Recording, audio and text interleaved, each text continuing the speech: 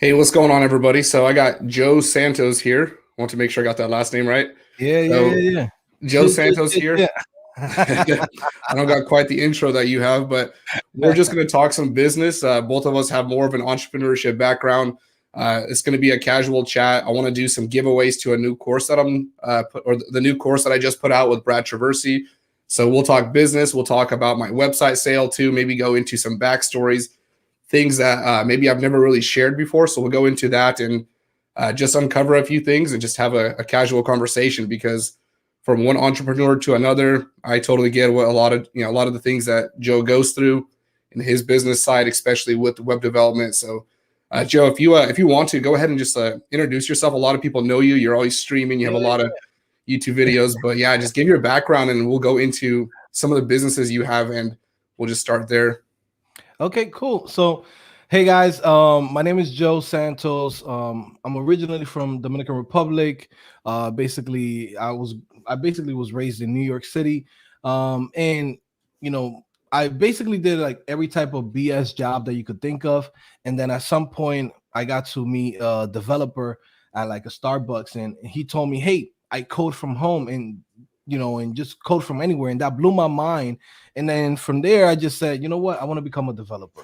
So I started learning how to code at home, doing websites like codeschool.com, right? Even on Udemy and different platforms and blogs. And then basically, I became a developer, got hired. But I always, had this thing in the back of my mind of like, I wanted to become a digital nomad. So it was like, I want to get the skills that I can get a job, but I can also work for myself. And basically that's what I really try to focus on.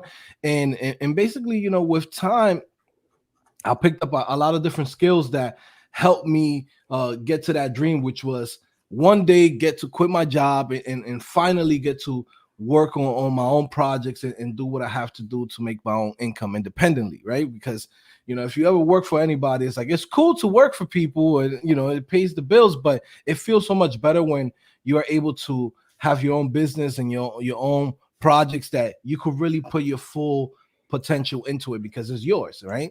So at the same time, you guys probably know I have this YouTube channel called Coding Phase, and I have a website called codingphase.com where we teach people how to code at a super affordable price. And at the same time, I just teach people everything that I know as a developer, as an entrepreneur, right? So that's pretty much my intro, guys.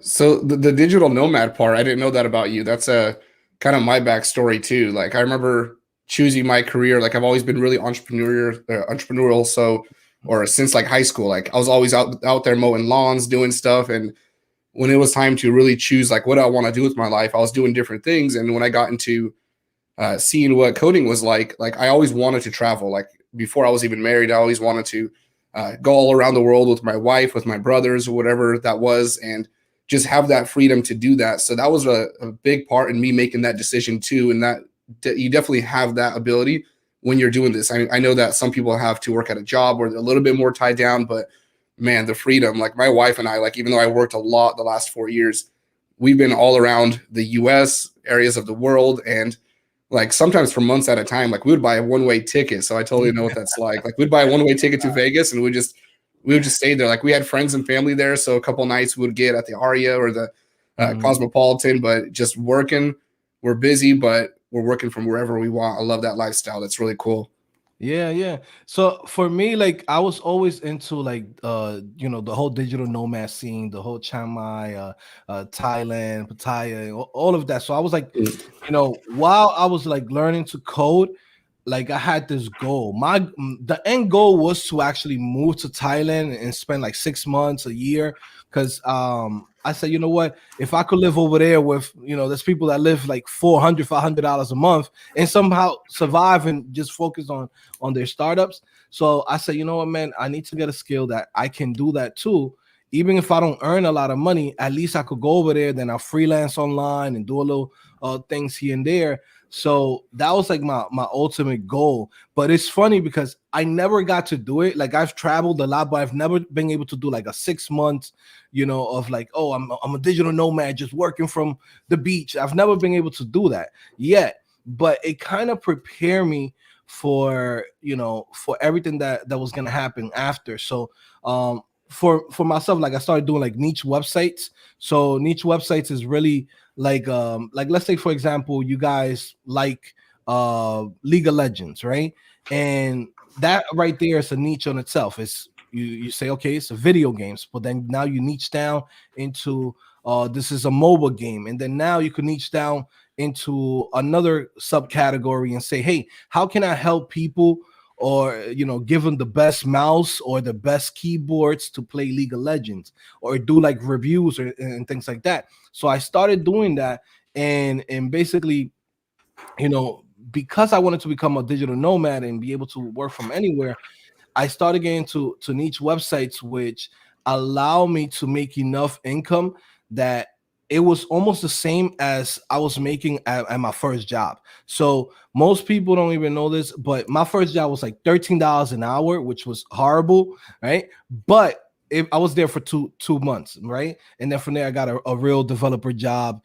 But then at the same time, I had the niche websites, which brought in like an extra $30,000-$40,000. So, even though my first year as a developer, I only made about like $65,000, I still made about 50,000 on the side on my first year, just because I already got into that zone. So when I decided to, like really go hard to become a digital nomad and prepare myself, because I was still living with my moms and living with family, I was still trying to see how was that going to be possible, because you always think, do I need to have a lot of money in my savings? How much money is enough for you to survive in another country, right? And all of this thing. So because I had this dream, I was able to save money in the long term. And by the time I quit my job as a developer and working for companies, like in 2017, I already had a really big savings account, and that helped me jump into coding phase and everything else that I'm doing now.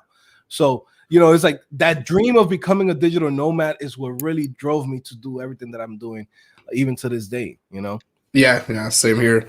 So you were doing like niche websites, like affiliate sites, right? Mm-hmm. So you're probably selling products, or it wasn't so much in ad revenue, but Yeah, it was a mixture of both. There was websites that I had that were like I would get a lot of traffic, and that will be good for like Google AdSense. And then there will be other websites that I will only have like 1,000, 2,000 people go in there, but it was so niche down that at the same time I was able to promote other people's products, like like ClickFunnels or even ConvertKit or things like that. Like people, when they sign up for it, you get paid like a 30%. So even though that's not even your product, you're just sharing the things that you like about the product, you could still make a pretty good living, because it's $30 every sign up, and every month you get recurring revenue. So that was something that I always thought about from the beginning, was like, I don't want to get paid just once. I want to get paid forever, as long as this person's still using that service. So I only went for recurring revenue business models. It's like, I don't want to just sell one product. I wanted to just continue selling the same thing over and over again, so it could be consistent. Yeah, absolutely. I always wanted to go the affiliate marketing route, and I did that for a bit too, but for me it was more of it was Google AdWords was my real Mhm. moneymaker. Like I had my job, and we'll talk about that later, but Google AdWords, I remember I was charging clients, like I think I saw them maybe a couple times a year, but they were forking out, budgets of $8,000, and I would take a good chunk of that for Mhm. myself. Like that was my fee. So I always did it on a percentage basis. And then there was like a cap at a certain limit to where I would just manage their ads, but there wasn't much to do with it. Like that was a fun part about being able to travel, because you're not checking into it that often, and you're able to go after new clients without having to constantly maintain something. Nice. So how did you basically, I mean, give me a little bit more of your background. I mean, how did you even fall into this world of development? Because from what I'm seeing, like you had the knowledge of like marketing, but was that before development or? Yeah, so it's funny. I actually wanted to go into this and go for the full background here. So it starts like I think it was 2014. I don't remember how it was, but I somehow got into wanting just to put up like a niche website, because I liked the idea of marketing. I was looking into these Facebook ads. I remember there were these guys that ran this promotion for 2 cent Facebook clicks or whatever that was, and there were these digital nomads, and I was like, damn, that looks so cool. So I started trying to do that, and I would go into the like trying to promote these affiliate products, and then everyone started talking about needing a website. So I was like, okay, I guess I can learn how to build a website. That way I can put products on it, and then I can sell it. So we're going way back right now. So I went to Wix. Like I started trying to do WordPress, Squarespace. WordPress was way too challenging for me at the time. Like I had no background of websites at all. So that was like, you're installing themes using, file transfer protocols there to upload files into WordPress. Like GoDaddy wasn't as easy before. So I settled on Wix, and I was like, okay, I got to practice on a website now. We got to build out a product. It's why we follow certain tutorials, because we're not trying to build that. We're just wanting to practice. So I built out this website for a locksmith company, and I gave it a name and all that. And somehow the website started ranking like really quick. Like I just did it right. So I built out the website, and I got this book called The Art of SEO. So I was like, okay, we need to optimize websites. So when I'm selling products in the future, I want them to rank on Google. So I optimized the site because it was a local site. It ranked really well. And then all of a sudden I'm getting phone calls because I put my number on that. So I'm getting people calling and saying, hey, I'm locked out of my house. I'm locked out of my car. Can you get this for me? So I was like, okay, let's try to do something with it. And I had a buddy that was, he was working for a locksmith company. So that's where I got the idea. So I was like, hey, if I just redirect the number to your phone, would you take these calls? Like, we'll talk about the commission later if we even do that. I don't even know where this is going, but you can earn some extra income. So he took a few. It was done in theory illegally because the business wasn't actually registered, but he just took it under his name, just used my website as the lead. So I went ahead and registered the business because we started getting all these calls. And like within like 2 months, I was running a locksmith company, built my first website in Wix, and we were making like decent money. I mean, it was several $1,000s a month. And I'm just like, all right, like with my cut, I'm getting a couple grand here. This is pretty cool. So we're doing some things here. And that's kind of where my marketing background and my web development background started, because I wanted to market affiliate products. And then I built a website because I wanted to have a website for my affiliate products. And it turned into this thing. So there was like a couple of months in between there where one of my older brothers was like, man, you can do something with this. Like, let's try to start something around it. So we ended up talking to some local businesses, and that's where I started my web development company. We ended up going into WordPress sites, got to learning HTML and CSS, but we had about 70, maybe 100 clients at our peak. Like we were just cranking out WordPress websites. I hired a couple of friends, my brothers. So that was like the start of it. So this is like, I think I was like 20 at the time. I met my wife when I was 19, and we got married at 21. So there's like that span where I was running my web development company, and it was super stressful. Like I wasn't happy. Like it was cool that we were doing this, and I thought that this is what I always wanted to do, but the long-term goal was definitely not to be managing people, but to have something that can produce without me slaving away my entire life, chasing an illusion. So yeah, I got to that point, and like the money was good at times. Like I made really good money certain months. And then there's other months where it's like you got to prep for the winter season or whatever that is. And there's days where I didn't pay myself. So like it was just like really rocky path. Like we rented out an office space that was costing us $2,700 a month. So like I wasn't really good with cash flow and all that. So we made it, we spent it, we made it. Like it was always moving. We'd hire somebody else. I was like, oh damn, well, we didn't account for this client leaving or whatever that was. Yeah. So I had a client that ended up hiring me, and I was still building out WordPress websites. And just doing SEO, Google AdWords, Facebook ads, all that stuff. So we're just a digital marketing company. And the client hired me to permanently work on their website. Like it was a pretty big deal to where I really had to work on it.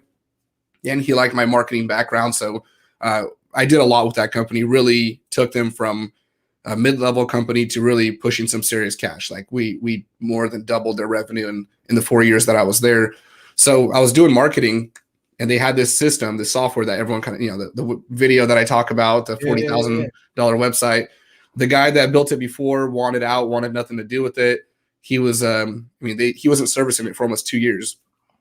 So I was like, okay, like I really want to code, because when I started coding, just HTML and CSS got me hooked. And I always wanted to do all the other stuff, but I couldn't do it. Like I was married, I was working like crazy hours. So I never got the chance to advance my skills.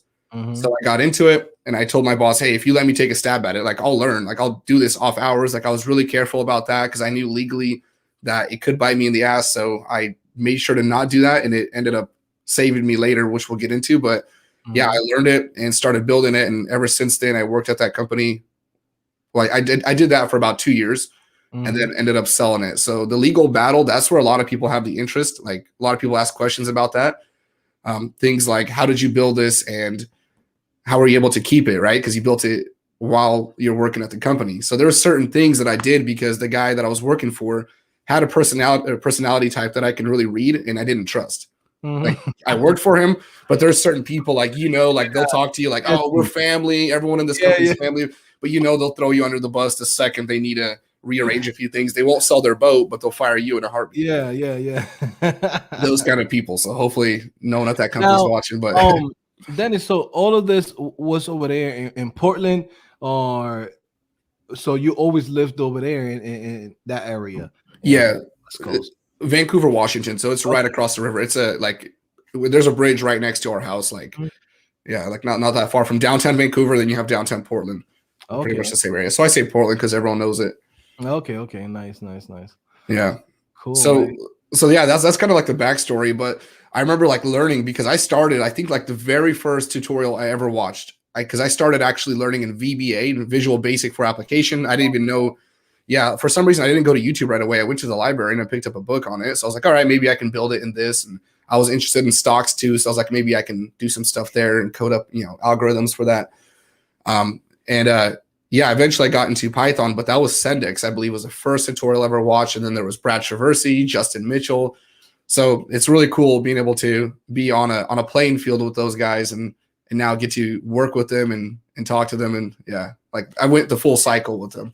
Yeah, no, I mean, and that's one thing that a lot of people don't know, like, and don't understand that once you start in this pathway, right? Because even like yourself, you took videos from like, courses from Centex, from Traversy Media, right? Like a lot of people that's watching this right now don't understand this, but at some point you're gonna be neck to neck with all of us, right? And you might think like, man, I want to be like this person, or I want to get to this person's level, etc. And it's like, you're not that far off. You get what I'm saying? Like, it's just once you get the skills, right, you pretty much are in the same level playing field as everybody else. And and once you're bringing in value, you could always work with everybody. You know what I mean? Because that's the same thing for me. Like I've met so many people that in the beginning of my journey that I was learning to code, and they hit me up. Like I remember I went to, what was it, like Team Treehouse, or even the guys who created codeschool.com, or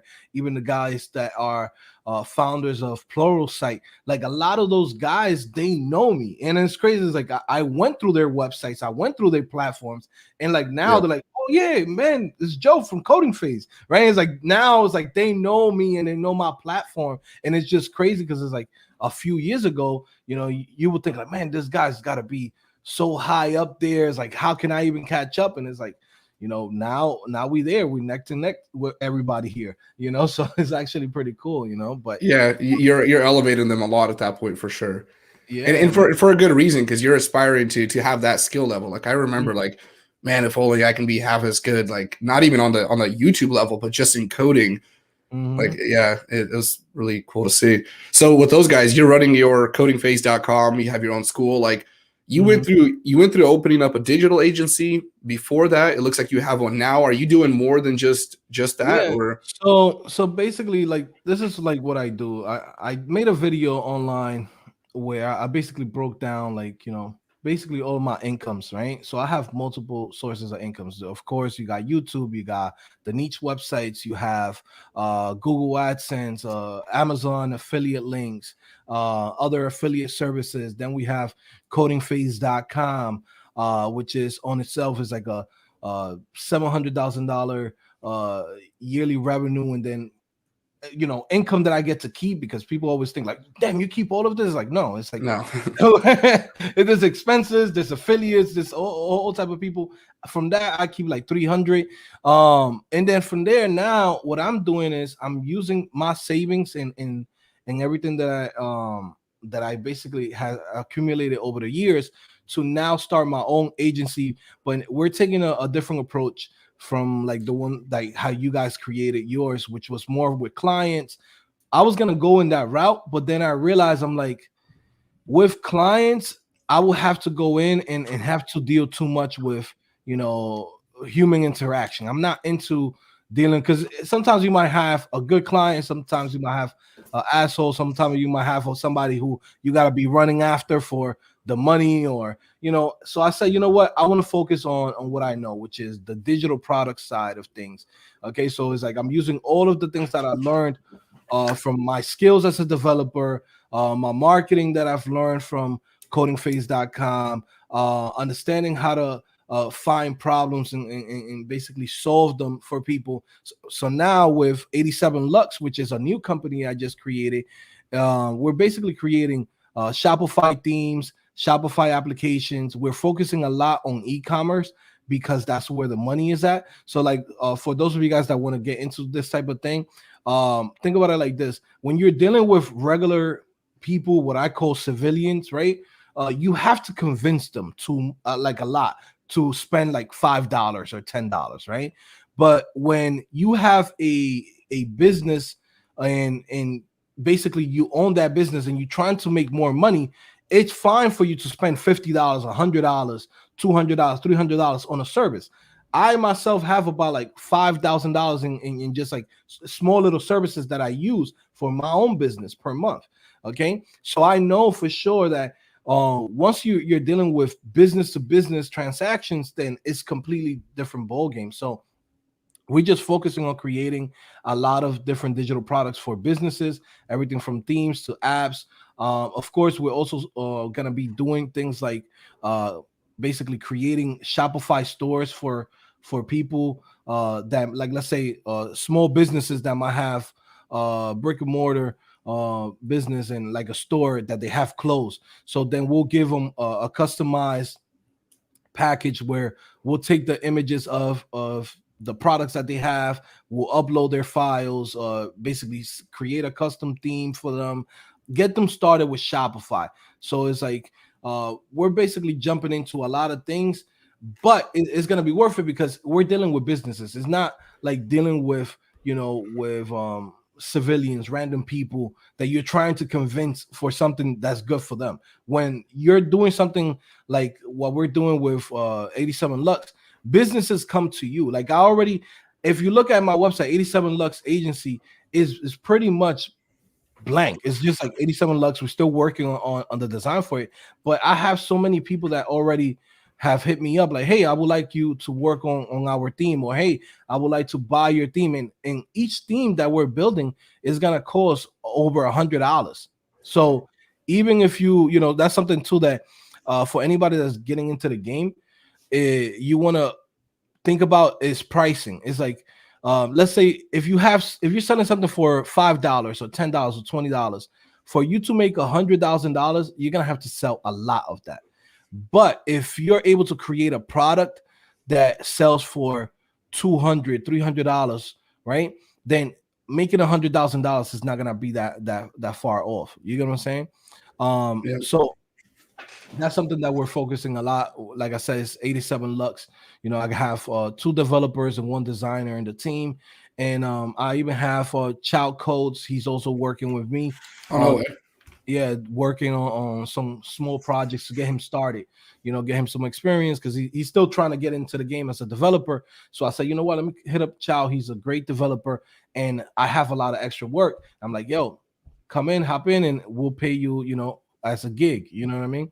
So yeah. So Yeah. I see the angle. I see the angle, like dealing with the clients, like anybody out there looking to freelance, like there's some people that are into that. Like I thought I can deal with clients. And then I found myself just babying clients too much. You're right. Chasing them after paychecks sometimes, or just trying to, like you said, where if you want to advance a budget, right? Like I had a client who he started off with like a $200 a month budget for Google AdWords. And that was a lot because that was like one of my first clients. And then like just to get him to increase that, like, and it makes sense. I had to show him the value of it. But even though I knew that, hey, if we just up this couple $100, maybe up to 1,000, it's going to do better. And even though he was profitable with 200, it was extremely hard to get him to move on to that next level. Eventually I got this client to a $6,000 a month budget, but it took probably a year and a half just to go through that phase where by myself, I wouldn't have been, I'm still not reckless with other people's money, but I'm not reckless with mine, but I would know that it's it's a good investment and I can make that decision. But right now, like there's so many different moving parts in this system. So if you enjoy just building and coding, freelancing is definitely going to be a challenge unless you work with somebody, maybe partner up with somebody, or if you have a big network already. There's some people that don't like talking to clients and have a lot of clients and do well with it. But yeah, that was a part to me that I was that to me, like right now I get a lot of offers for that, just because, especially on just because of the YouTube channel, people now know you and they want you to build something out. And I'm like, there's no way I'm doing that. Like maybe I can outsource some stuff. I don't have enough people that I really trust to recommend, but yeah, not going down that route again. Yeah, no, that's how it is. That's why I was thinking about doing it, because one of my friends, Juan Marino, if you guys don't know who he is, definitely go check him out. He has an agency in Connecticut where they do all of the SEO. They do a lot of work for small businesses in Connecticut, and even here in Florida too. But he's killing it. He has, I think, like 12, 15 employees. Like he's making bread. Like right now he got a brand new office that they're opening up.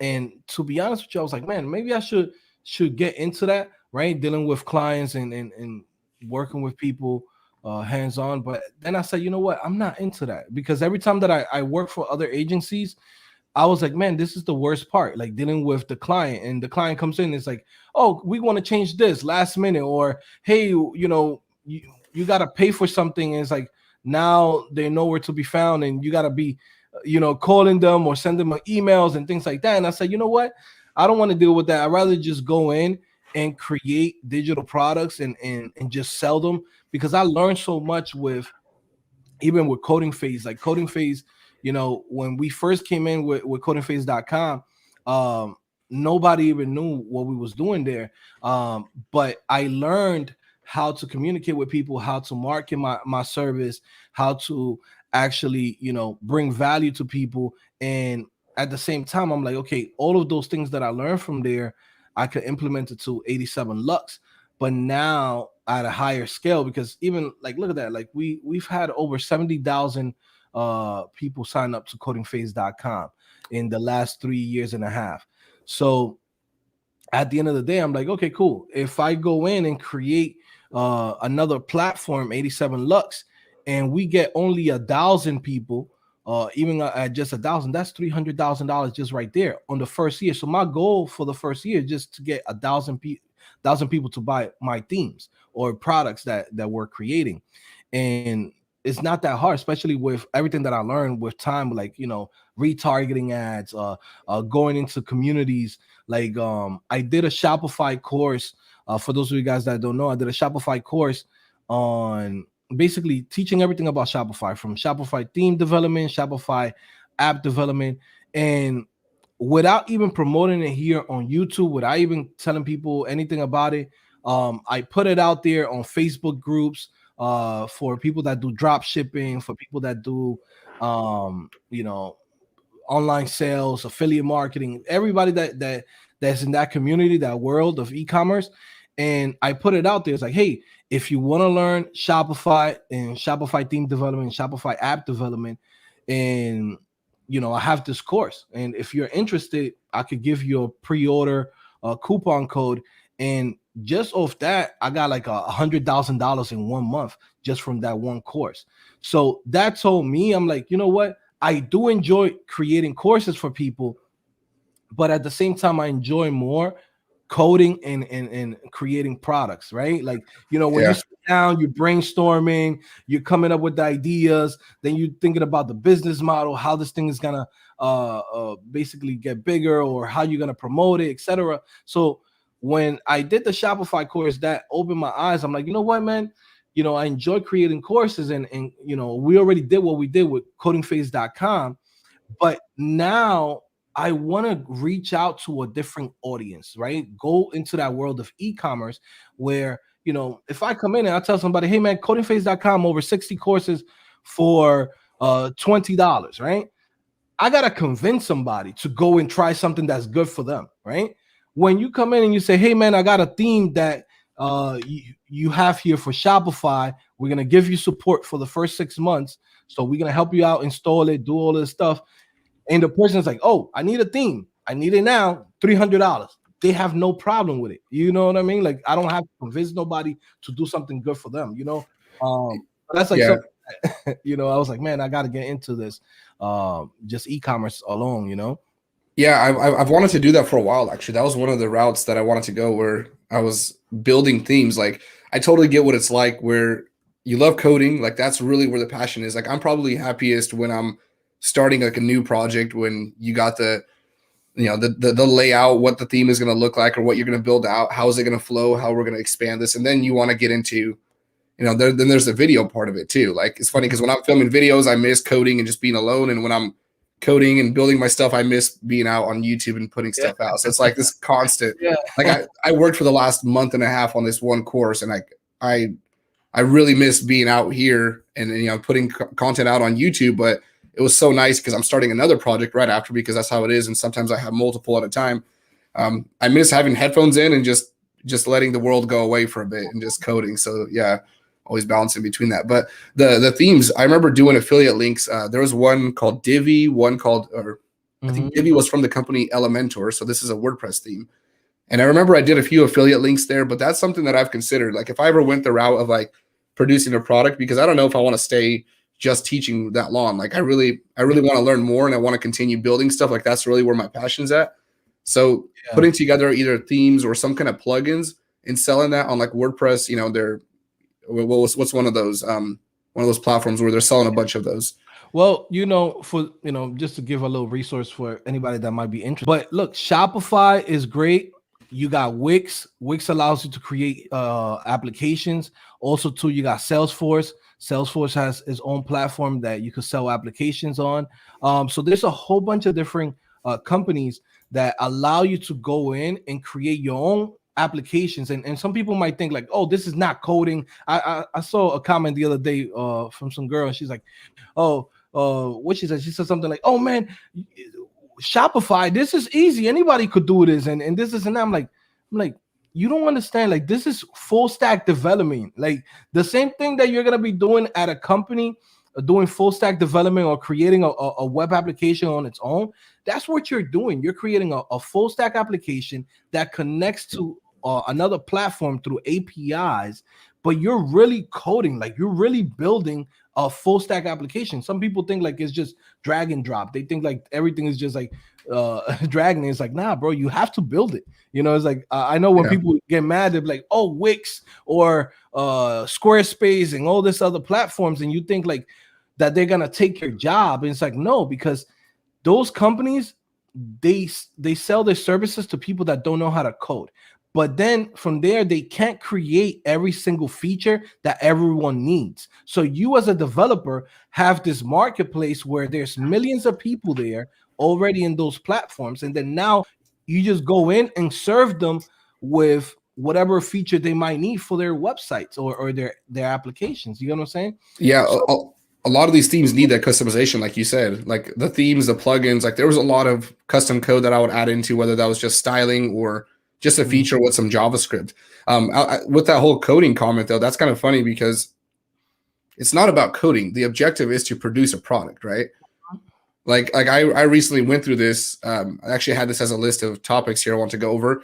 I put out my first course, the first course ever. I wanted to make sure it was still on YouTube, right? So I put it out on YouTube. I didn't want to lose that traction. I also want to make sure everybody can watch it. And I built out my own course platform. And what I wanted to do was provide a resource to where whoever had the money and the means for it, they can still purchase the course on the website, and they can just have like extra, you know, whether that was just extra code there, extra explanations, almost like an add-on to their product. So being a coder, this is where my ego kicks in, but it's not necessarily ego. It's because I just like to build things from scratch. I get creative, and I just built out my own platform. Well, look what happened here. I spent on the first version, I think it was a week and a half building that, which wasn't quick, or which wasn't long. Like, that was pretty quick. I built it out really quick. I didn't build it in for a multi-course platform, so it can only host one course. So I spent the last, I think there was like a month or about 5 months where it was going good. It was making sales, but now I want to add a second course. So I try to build out that platform, rebuild it so it can hold both courses. I spent 2.5 months on this version because I knew I had to build it right now. And I was holding a lot of users on it. There's over 10,000 pretty active users on that consistently. So I custom coded that, but now I'm spending time debugging certain things. I get the not the what do you call it? Not work tickets, but the support tickets. Somebody's password won't reset for some reason. The server keeps timing out. So here I am trying to produce a product, and I keep having to work on this stuff because I decided to custom code it. And I'm not against custom coding it. I love that. That's what we're supposed to do. But I went to Teachable and I decided I'm rebuilding this entire platform. I'm done. Yeah, Teachable limits me a little bit, but it still accomplishes what I need to. And this is where like a lot of these sites where it's like, oh, it's a WordPress website. You're not hand coding it. Who cares if it's just a small business mom and pop shop? Nobody cares about the tech stack. Does it accomplish everything you need? If you're going to add in e-commerce later, there's plugins for that. And that's the beauty of being able to use these, having the coding skills to customize them. And then when something absolutely needs to be hand coded, like that product I built, then you have all of those skills. So you really have to tie it into it, because we can't fall in love with the product. We have to understand our job is to accomplish a task. We're here to solve problems. Yeah. So it's kind of funny to hear that objection to it, what people were saying. Bro, I hear that all the time. That it's like, even sometimes I fall victim to it too, where, you know, I made a video the last time that I was on my channel, and I said, don't let nobody put pressure on you. And that's something, like, as I continue to grow as a developer, I keep learning new things about myself and the industry.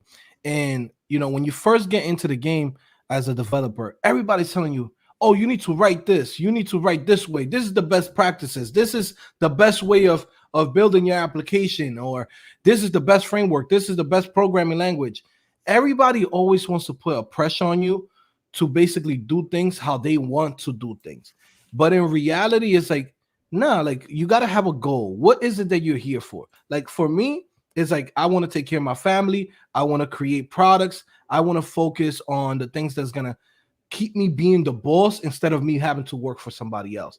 So if I have to use a tool that's going to save me an hour, 2 hours of coding, I'm going to use it, right? If I'm going to use a platform like, even like Teachable, when I came into createacodingphase.com, nobody was using Teachable. Nobody was using any of these things. People were creating their own platforms, or they were going straight to Udemy, right?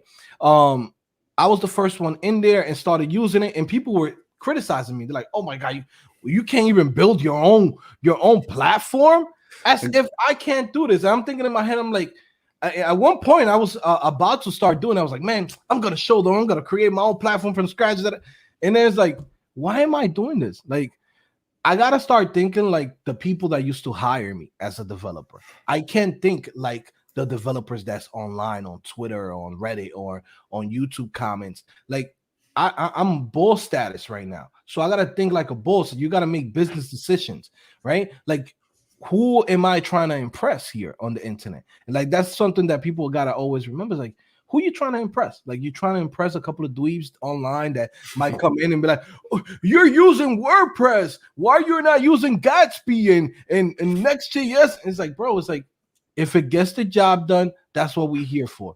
The client doesn't care about what platform it is. What they care about is the end goal.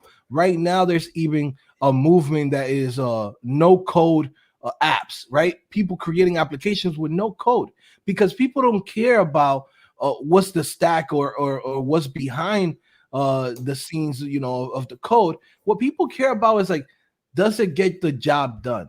Does it get the task done and have the solution that for my problem? That's what people care about. So, you know, I stopped listening to people a long time ago just because of that. I'm like, yo, I'm not letting nobody put no pressure on me.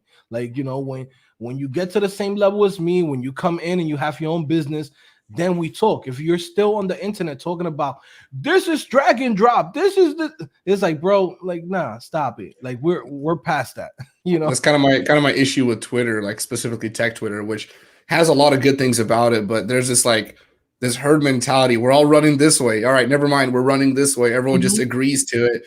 And we just have these conversations like, really, why are we even talking about this? Like, the whole HTML is not a programming language. Who gives a crap? Like, whether it is or not, which we know it's not, but these things, like, we become like we like join a cult almost. Like, we just want to be part of something. It's like, stop. Like, come on. Yeah. That's what I always tell people. Is like, yo, this is a career. This is a skill. This is not a religion. And if you want me to be part of your religion, I'm not part of it. I'm gonna look at you like you're crazy. You know, I see it all the time. But it's people's like, matter of fact, somebody sent me a comment yesterday about, you shouldn't tell people to learn how to code to earn more money. They shouldn't want to learn to code to make money. And it's like, What are you doing it for? exactly. That's so stupid, because most people that you see, the top developers, the guys that have 100,000 GitHub stars and all this stuff, like those guys, they don't go to the companies that are building cool projects. They go to the ones that pay them the most. They don't go in there and be like, oh, out of the love, you know, like, hey, hugs and kisses, and that's it. That's all you need. It's like, nah, you need to make some money. And if you're gonna be here, you're gonna spend the time. You know, it's like a guy who's a doctor. Doctors, they got to earn a lot of money because it takes a lot of time for them to become doctors. They got to go to like 10 years of school, interns, all the stuff that they got to go through, right? It's the same thing as a developer. If you're going to bust your ass working hard to learn all of the skills, you need to get paid accordingly, because this is not a skill that you flip the burger and that's it. It's like, nah, this is stuff that you got to work hard to get to, you know? Yeah, it's certainly one of those skills that's it's not, I would say niche, but you have more people here that maybe aren't so focused on the money because it is such a unique task. At the end of the day, everyone still cares about the money, but it's one of those where it's like some people will do it just because they love it so much. The money's an add-on, and then there's those jobs where it's like there's no one would do that unless it was high paid. That's it. Mm-hmm. But there are a lot of passionate coders. But yeah, I agree with that. At the end of the day, the money's going to be a big part of it. Yeah, no, and also too, it's like I always say, there's a lot of poppy mommy kids in this industry, where it's like, you know, some people they've never had to pay for their own bills. They've never had to go in, you know, and say, you know what, man, I have to pay for this car loan. Hey, I got to do this and that, right? It's like a lot of people they switch careers and do what they have to do. Is they got a little trust fund, they have a little, you know, went to their little Ivy League schools, and they're like, well, we choose the one that, you know, is going to be the best company. It's like, nah, you choose the one that's going to pay you the most. Not everybody's going to be in the same situation as you, where you could have the luxury to just be like, oh, I'll go for whatever. You know, it's like people are here for a reason, and it's just a business. You know what I mean? It's just a career. This is not a religion. We didn't sign up to be in a cult, you know? So I want to talk about jobs now then. Since we're talking about money, tech Twitter is going to hate me for my take on this, because I'm a big proponent of don't ask for a lot of money like in the beginning. But you said you got paid $13 an hour. My first job, I ended up having to almost create my own position, and I didn't care about the money because I saw the long-term vision. To me, it was like, if I fail, well, I got the skill now. Not if I fail, but if I never really advance here, I'll have that on my resume and I'm moving on. I don't care. I'm going to put my 2, 3, 6 months into it and I'm out. So you got paid, you said $13 an hour, right? Yeah. See, but what were you doing? Was it just like HTML, CSS? Like, I get it was probably an internship or something. Well, when I started learning how to code, right? So, and just to go a little bit backtrack on this so people could really understand, I was going to a community college. I was about to graduate, right? And I was doing programming and system, which is quote unquote the degree, but it was really more like networking, resetting password, connecting printers, the bullshit of IT, right? Mm-hmm. And then when I started learning how to code, right, I quit my job as an IT worker.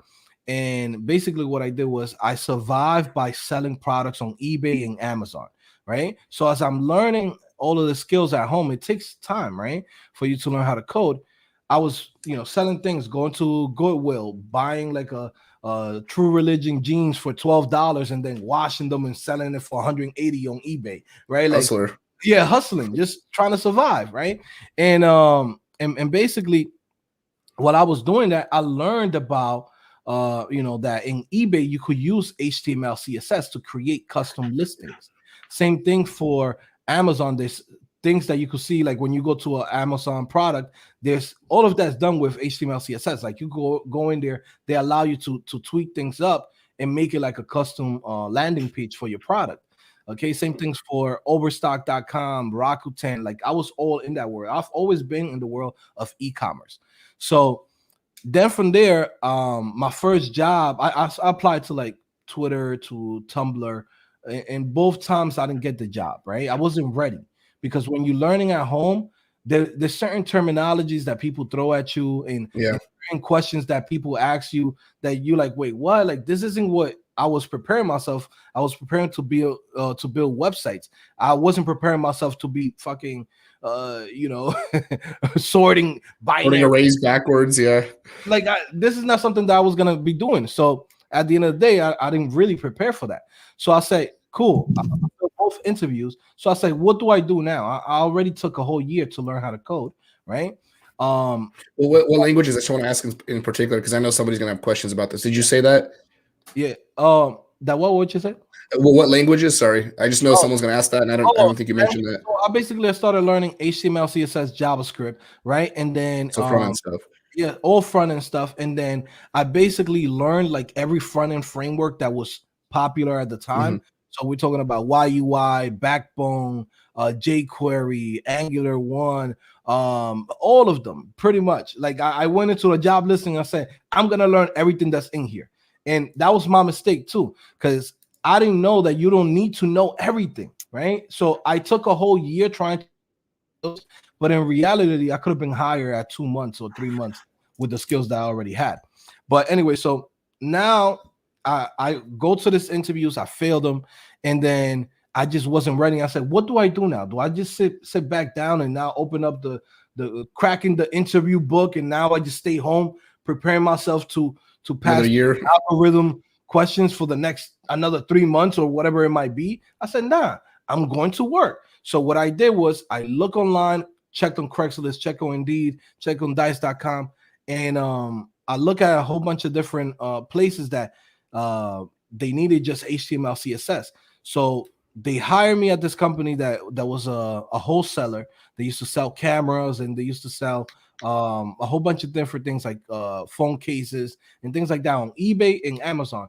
So once they hire me there, then it was like $13 an hour, and it was like bullshit. But I knew I was only gonna be there for a month or two because I know the skills that I have. I just need to have that stamp, because once you have that stamp on that resume, sky's the limit. But it changes everything. Just having that job, So it's like the moment I basically put in on my resume, because even the first day is so funny. I went into that job and I said, yo, this is a bullshit pay, but you know what? I'm gonna take it. And the first day I started sending out messages and emails to different companies, and people were calling me back because now I got hired somewhere. I'm like, yo, this is crazy. This is the same companies that I applied before that wasn't answering back, but now because it says product editor using HTML, CSS, and JavaScript, now they're calling me back and stuff. But yeah, man. So go ahead. So this is the side I like to talk about, because a lot of people don't see this. They it's not selfishness. They just don't see it from the interviewer or the person that's hiring you perspective, from like the employer's perspective. And what they do is they'll wonder why they're not being hired. Well, I need a first job to get that job on my resume. No one will hire me. Well, if you put yourself in their perspective, they're taking a risk on you. So now that you have that job, all these other jobs that you're applying for, they know somebody's taking that risk on you. So they're not so worried about it. They can even call in for a reference on you. So you just took away a big risk for them. And Danny and I talked about this a lot. And this is where my opinion on it isn't really popular, because somebody actually mentioned Joshua Fluke here. And this is where like his stance, I never want to get into this. I got nothing against the guy personally. So I'm not trying to critique him, but I disagree with a lot of his stances on taking unpaid internships either. Like, I think in theory you should probably pay interns. Like I probably can agree there, but early on, like if somebody's trying to get into it, like I hired people with virtually no skills, and I still paid them. But there's a point where if the job doesn't necessarily need the help and somebody comes up to me and they're like, hey man, I want to work for you. I might throw that out. Hey, you willing to, have your nighttime job and do some work here? If I can see that you're good, you'll be first in line when I need to hire somebody. Maybe put in some time here. I'll even recommend you if you want to go somewhere else, but I'm not going to pay you to learn. And I know he talks about learning on the job. In theory, yeah, everyone's learning the system, but these are people, when you get hired somewhere, you're always learning, but you already have the basic skills. You're just learning that company's system. So of course you're getting paid to learn, but I don't want to pay you to put you through school in a sense. So that's where like I really like when I watch that, I'm like, I don't know if I can agree with that. I think everyone should be paid in theory, but if someone's trying to get into it, I don't want to take that risk, or I just won't hire. Like I won't even go that route. But if you want to like for me personally, I worked for free for a while too. I was like, I don't care. I'm going to get that experience and I'm moving on. And I will even thank that person for the experience because now I have that. I'll ask for their recommendation. And that's big. Like I'm willing to put in that time because you're going to, like, if I were to do this again, I wouldn't go back to school. I never went to school for this, but like, I wouldn't go the college route. I would just go knock on someone's door and say, hey, I'll take a night job. I'll serve coffee here. Just teach me in your off time. And let me do this for 6 months. Like I'm willing to go that route, but it seems like we all want to capitalize early, and then we can't get hired, and then we post on Twitter, no one's hiring us. Well, I guarantee you tell someone I'll work for free, and you show them a little bit of skill, they'll hire you, and they'll probably be the first person that they'll actually they'll add you, but then they'll be the first person that they actually hire on board when they need that position, or they'll recommend you. Like both of those are valuable. So I think we should be willing to put in that time. Yeah. So I mean, going into like the mentality of Josh and a lot of the stuff that he says I can't agree with, but at the same time it's because people don't understand. Like I feel like a lot of people are too entitled, right? They feel like they need to get paid. If you have no skills, you're not gonna get paid. But if you're not bringing value, you're not gonna get paid because now we're training you, and this is not the same way as when you go to McDonald's and you say, well, when you go get hired at McDonald's, nobody knows how to flip a burger and they train you how to do it and this and that. It's different.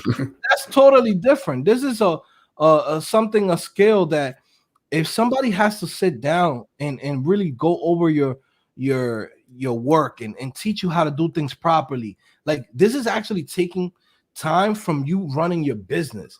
Right. So it is completely different. This is not as simple as teaching somebody in a week or two, here's how to flip a burger. You get what I'm saying? Like you got to come in with certain skills for you to get paid. And even at that, like, look, for example, like somebody I did an internship program with my subscribers on YouTube. Right. I have like over 150 people that send me emails that they want to intern on 87 Lux, right? Out of those interns, we had 4 people, right? 2 of them quit and 2 of them stayed, right? Now imagine if I would have came in and said, you know what, guys, I'm gonna pay every single one of you guys $500 for the week, each one, just to start you off on an internship, right? Now I wasted my money, wasted my time, and now I didn't even know who was the ones that were gonna take this seriously. So people already quit. Now, out of this whole situation, what's cool about it though was that one of the guys that did the internship, right? I really like his design work, and I said, you know what? Hey, Shanji, I'm gonna give you different gigs, and I'm gonna hire you on a gig per basis situation, right? Now, when I have the next budget, which should be in 6 months or maybe a year from now, and I can say, hey, I could hire somebody full time. You know what? He's the one that I'm gonna go to. I'm not gonna go to Indeed.com and try to hire somebody on Indeed.com. I already know his type of work that he has and his work ethic. So he already showed me that through his internship. Initially, it wasn't a paid internship. He did it for like a week, 2 weeks, right? And then from there, now I'm paying him on different gigs, right? And then now when I hire full time, I'm gonna give the job to him, right? And some people, they don't see that. They have to understand, like, you have to put in the work. Not everybody is gonna go and get that Google experience, right? So if you don't have that Google experience or have those possibilities to go to this, top 500 Fortune 500 companies on your first job as an intern or whatever it might be, what you're gonna do? You're gonna stay at home, cry it out, and be like, well, nobody's hiring me. Why nobody gives me a chance? Put yourself in that situation. Hold your life by the horns and say, you know what? I'm not waiting until luck or the little fairy, the web developer fairy, put some little dust on top of you. You make it happen, okay? And that's what people got to keep in mind. Like, you just got to go for it. Yeah, I always tell people to keep the luck. I don't need it. I'll work my ass off and get it. Exactly. I'm not a big fan of that, but yeah. So it seems like a lot of the perspective is usually people that haven't had the work or the hiring experience. Like I've had to hire people, and I've done it for my company, and I've also done it where you have a boss that's like, and this is actually a good perspective. Mm-hmm. My boss let me hire somebody a couple of times. I had to hire people, and if I screw up, it's on me.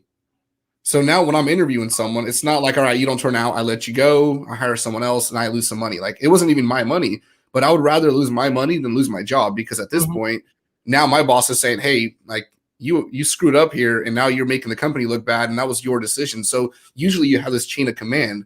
Mhm. So yeah, they're always trying to take the least amount of risk, but that's Mhm. yeah. Yeah. Yeah, no, you vouch for that guy. I mean, there's been situations like that happened to me, and even it has to do even with this whole conversation. But I was at a company and we needed somebody to know about PHP Laravel, and we needed some extra hand. Like, we didn't need somebody to be an expert, we just needed somebody to understand how to work with the templating language, right? Because there was just a lot of static pages that if I'm going to work on the complex things, this person could help me out with the simple things like HTML, CSS, and connecting the data through the templating language, right? And when we came in and we started getting people coming in for the interview, there was one guy who specifically said, "Hey, I know PHP, I don't know Laravel, but if you hire me, by next Monday, when you guys bring me in, I'm gonna be comfortable with PHP Laravel." So that caught my attention. I said, you know what? I'm gonna give this guy the opportunity and I'm gonna vouch for him so we could hire him, because he's already taken the initiative of like, hey, I don't know this, but by the time I come here, I'm gonna be comfortable with it, because it's not difficult. If you know PHP, it's like somebody who knows Python and then says, hey, go into Django and change this pages here, right? And on the templating engine, I forgot what they use for Django as the templating language. Um, Jinja. Ginger. Okay, so Django, yeah. know that part, right? So it's like that part is not difficult. You don't have to learn the whole framework. Just learn how to work with the templates that's there. So this guy, we gave him the opportunity, and the guy shows up on Monday, and I'm like, all right, cool. So set up your development environment. Here's a couple of tasks, like simple things. I gave him the HTML, CSS, just convert it into the templating language that was there for Laravel, which is Blade. And I come back, an hour later, and I'm looking at him and I'm like, you started? He's like, well, I'm looking at some videos on YouTube on how to do it. And I'm thinking in my head, I'm like, but didn't you say that you was gonna do this throughout this week? You was gonna get comfortable with this. And the guy goes like, yeah, but then I decided, I'd rather put it on the company's time. And the guy's just telling me this. And I'm like thinking in my head, I wanted to knock him out Oh because my gosh. I'm like, bro, like, you got hired. I told him straight up, you got hired for this specific reason, because you said that you was gonna be able to put in that extra work before you came here. We need the help. We didn't hire you. If somebody tells you we need you by Monday to come in and be productive, we don't have time to give you 2 weeks, 3 weeks until you get comfortable with this. You need to go out of your way and provide that value, because you're getting paid for a service. You didn't get paid so we could fucking train you or teach you. Like, that's not what we're hiring you for. And some, Yeah. this guy, from that day on, I never liked this guy. Like, this guy was the worst. What I'm telling you, was the worst. Like, the You guy, ended up hiring him? he was hired. I mean, and Oh man. I saw like the bosses and this is that, the owners of the company, and that was like even the last company that I worked for. Like, after that, I said, I'm not dealing with this type of people like this. It was a really bad company. The owners didn't know what the hell they were doing, and even at that, they wouldn't bring in the right team to work on the projects. So if you're the only one that knows what you're doing, that means all of the work fall on you. Like, I'm 33 years old and I got nothing but gray hairs, bro, just from that one job. That's how stressful it was. And especially I was, it was when my son was just born, and I was like, man, I don't know if I'm this It's a company lot. under and all this stuff. And I was like, man, this company sucks. But then even the people that we brought in, that's why I get passionate about this, because I'm like, yo, if you go to a company and you tell them you're gonna be able to know something by Monday or something like that, they might choose you because you show that initiative. And if you don't follow through, you basically lied to get the job, you know? Yeah. Yeah. So I had somebody who was he wrote he did a little Python, he did some web scraping stuff, and he told me he knew Django. So I was gonna hire him, and I was just talking budget with them, and I was like, okay. I had him build out a couple of things. he knew pretty much nothing. Like he can get a template rendered, but there was nothing more than that. He couldn't set up a database, nothing. So I was like, okay, like I can give you time, maybe give you a couple of weeks here, and I can still hire you, because I was looking for somebody pretty low level. And I was like, let's, we want to talk salary. Like, let's see kind of what are your expectations. I had a number in mind, but you got to go through this negotiation process. And he goes, well, Python developers, when I was looking up online, and he mentioned a couple of YouTube videos, and there was one that happened to be Joshua Fluke. This is where that story kind of comes in for me. He says Python developers get paid about 90,000. So I'm newer, so about 80,000 would do. I was like, dude, you would like I would spend 3 months, 6 months training you for $80,000 a year. I'm like, stop watching YouTube, man. Like, stop reading these articles, or at least understand them in context, because most of these are telling you what a Python developer makes. You're not a Python developer. You're a new developer that happens to be learning Python. So know the difference. Yep. And I had such a bad taste in my mouth after that. I was like, I want to go out there and fight every YouTuber that tells people this, because man, give them the context. That's so annoying, because then us and the employers have to deal with that, and I'm having to explain to him why that's not going to happen and why I'm not going to hire him. Yeah, no, and I think a lot of people give advice. They're not business owners, right? Mm-hmm. You've never been through that process of hiring somebody, getting the right team together, right? Spending your own money to hire developers, or even, like, I totally understand when people be like, oh man, internships unpaid and this and that. There's a big difference between somebody who is exploiting people, like they do that in India a lot. Like, and that's what Joshua Fluke refers to. They're very very good developers, and then they get exploited by this guy who knows some people here in America that he could hire, that he could get jobs from, right? And exploits those people, right? And that's totally true. That happens. But to say like you can't do internships, you can't work for free or whatever, if you're bringing value to a company, then you're gonna get hired and you're gonna get paid for it.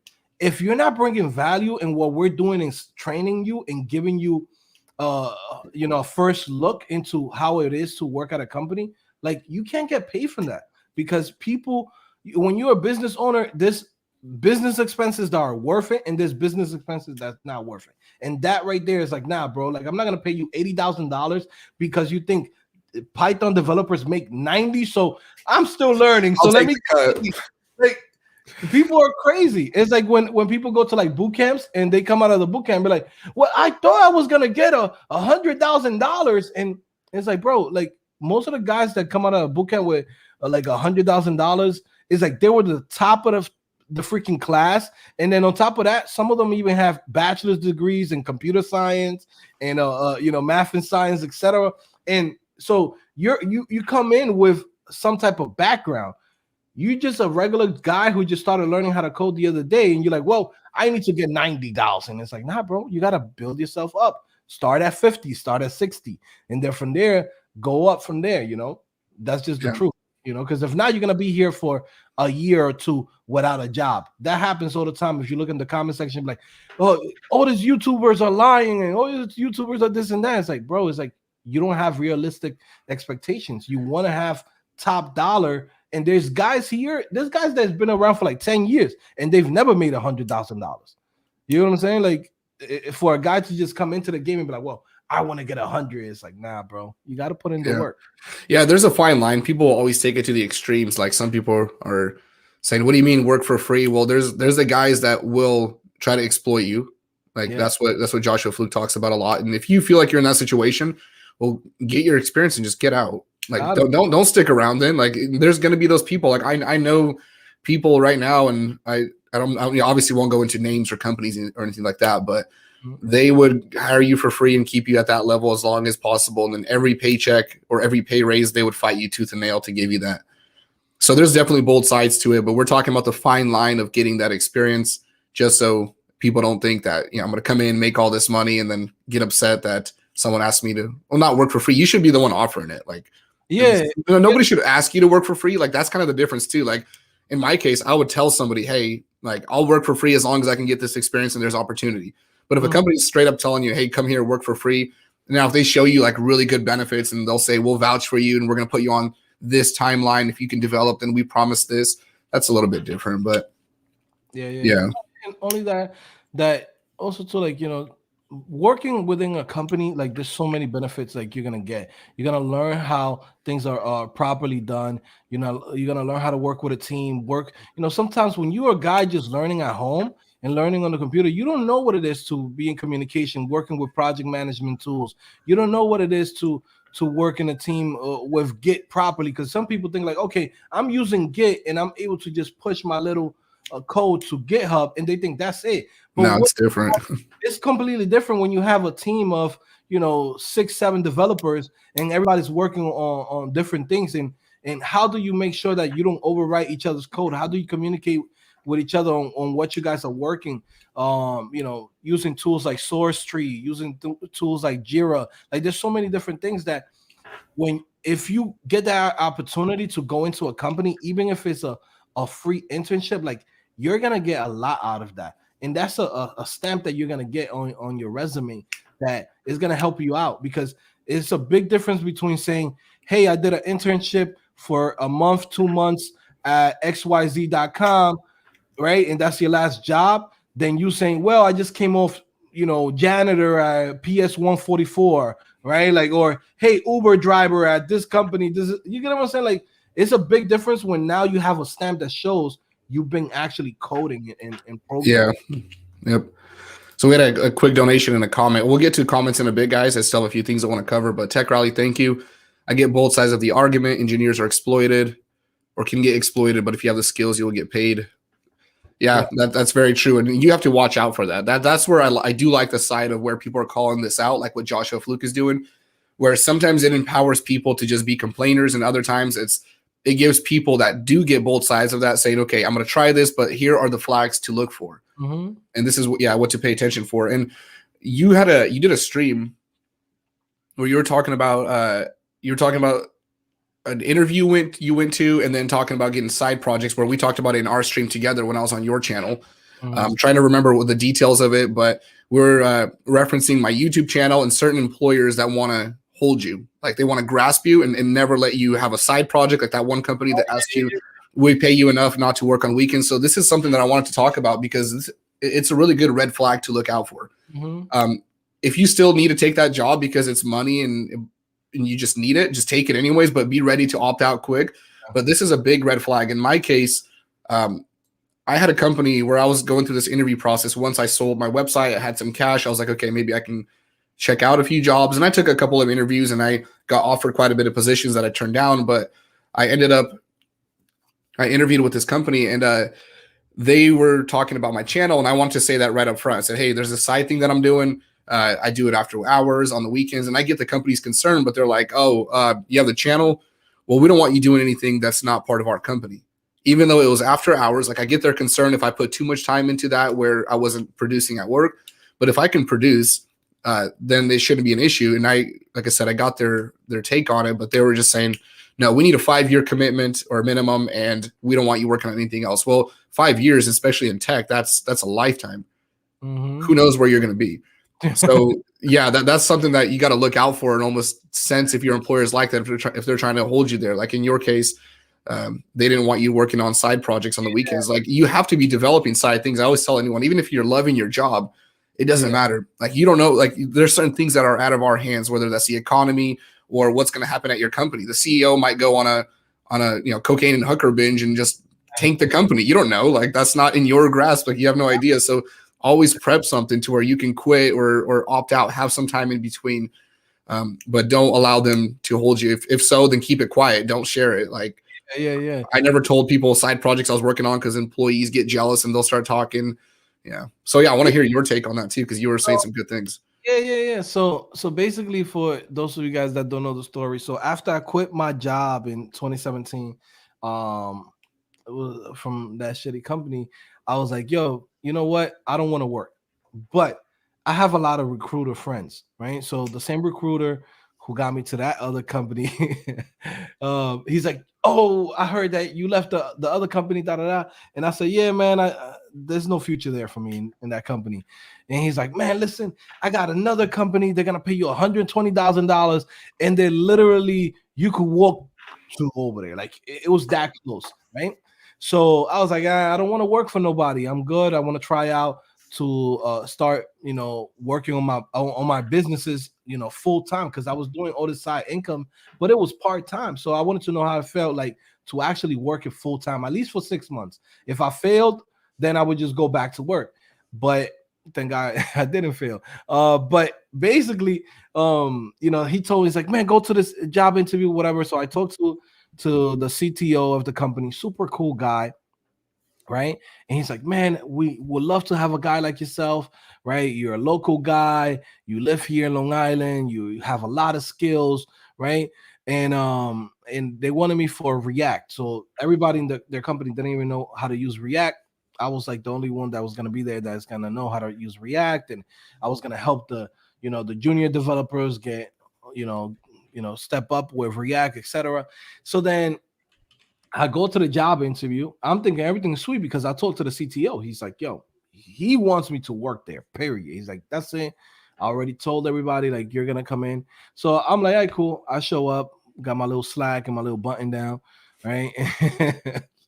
Go in there. So then I go in there, and the owner of the company comes in.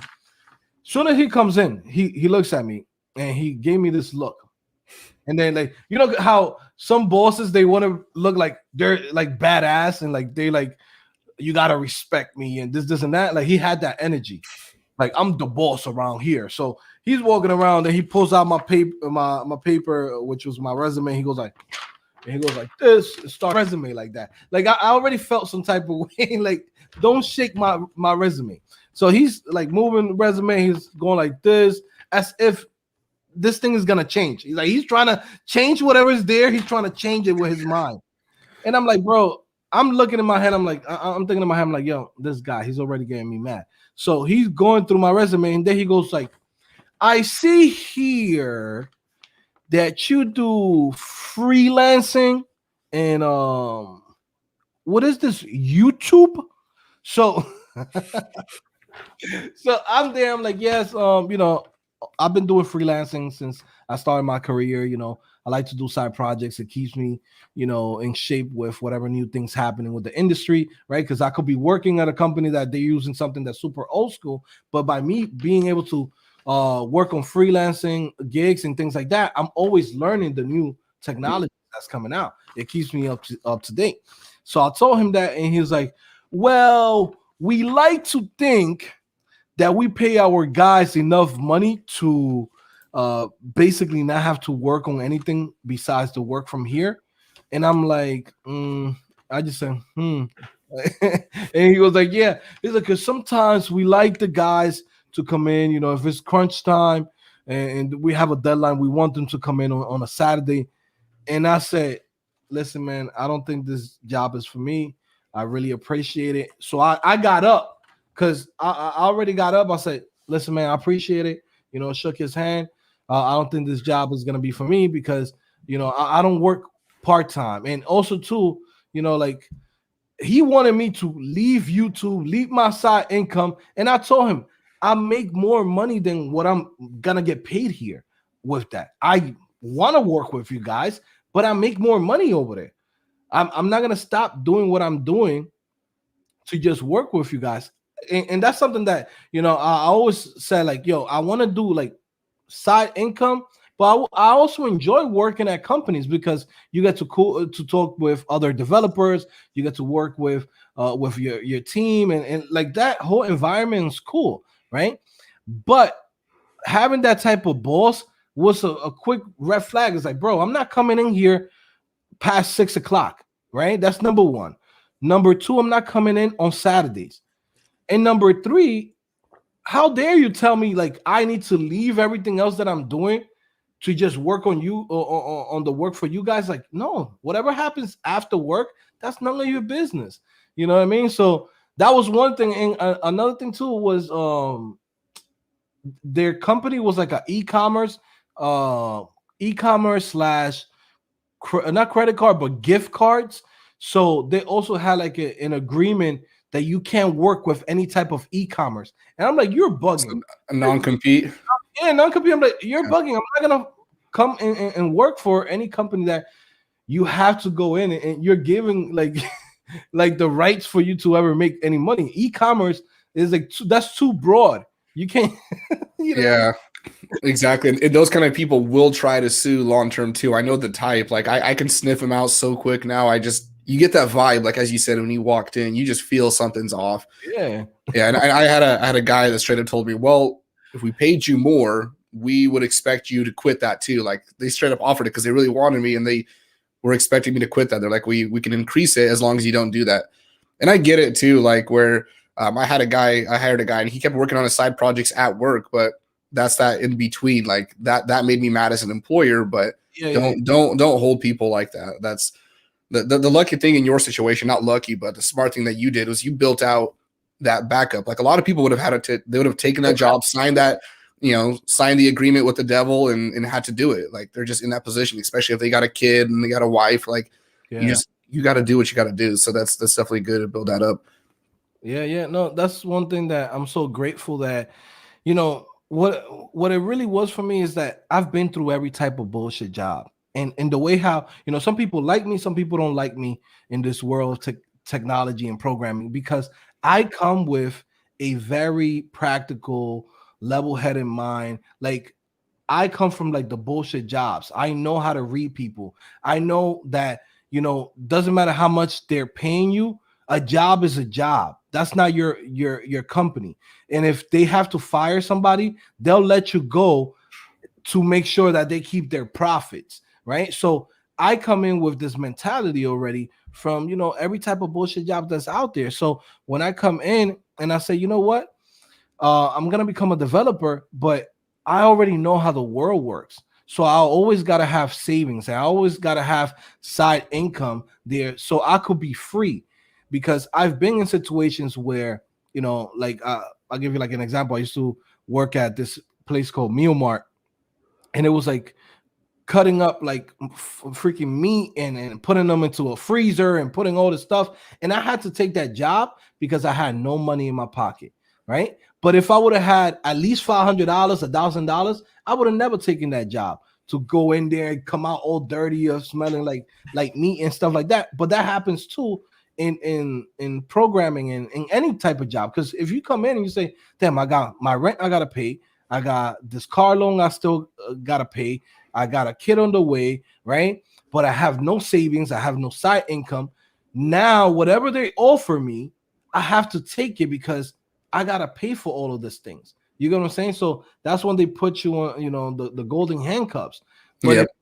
you know, if you are able to have money on you from other ways, you decide if you want to go work for that company, and you decide when you want to leave. You say, hey man, too many red flags in here, thank you, appreciate it, and you're out of there. You don't have to stay at a company forever if you have that extra income on the side, you know. So I'm Yeah.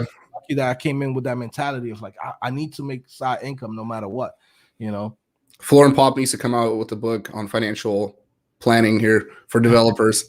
You guys got to make money, but that's something that's not taught. It's kind of funny. I don't know about the tech industry, but I think some of the people that are worse with money are doctors and lawyers. Like they have the most financial problems. I don't know where that stat or where I read that, but they make a lot, but they usually have financial issues because they're never taught that. And that's something that unfortunately in our schools isn't really taught that well. But if people can plan that, they wouldn't get themselves in these golden handcuffs that we talk about, where they're making $140,000 a year, but they're still tied to what they're doing. Yeah, no, So, a lot of people they think like, even, you know, sometimes I see people that come in and be like, well, I want to go work at this FANG company or Google or Facebook, whatever it might be, and they think like their life is gonna be set. I know people that work at really big companies and like they don't have no money. They basically living paycheck to paycheck, you know. So it's like if you don't know how to move out here, you could work at a smaller company and have more money than guys that freaking go work at FANG. Because if you don't know how to manage your money and how to plan for the future, right, then you're gonna, you know, keep on making those type of mistakes, and nobody really talks about that. Like right now, I'm going into a little bit into all of this type of topics, and this new course that I'm releasing is called the Entrepreneur Developer, where basically we talk about how to make money with digital products, how to make money with software as a service, also to how to make money with applications. And then from there, we talk about how to set up your business, everything from setting up your LLC to dealing with taxes, how to hire people, pretty much everything that somebody needs to start their own business. And I tell people, like, you don't have to wait until you're big or you have a huge company. Like, you could start off from now. Once you start learning how to code, set yourself up in that path to become an independent developer, so you could always have that freedom to choose, do I want to do this, do I want to walk away or start your own business, but Yeah. if you don't have that knowledge, and it's going to be difficult.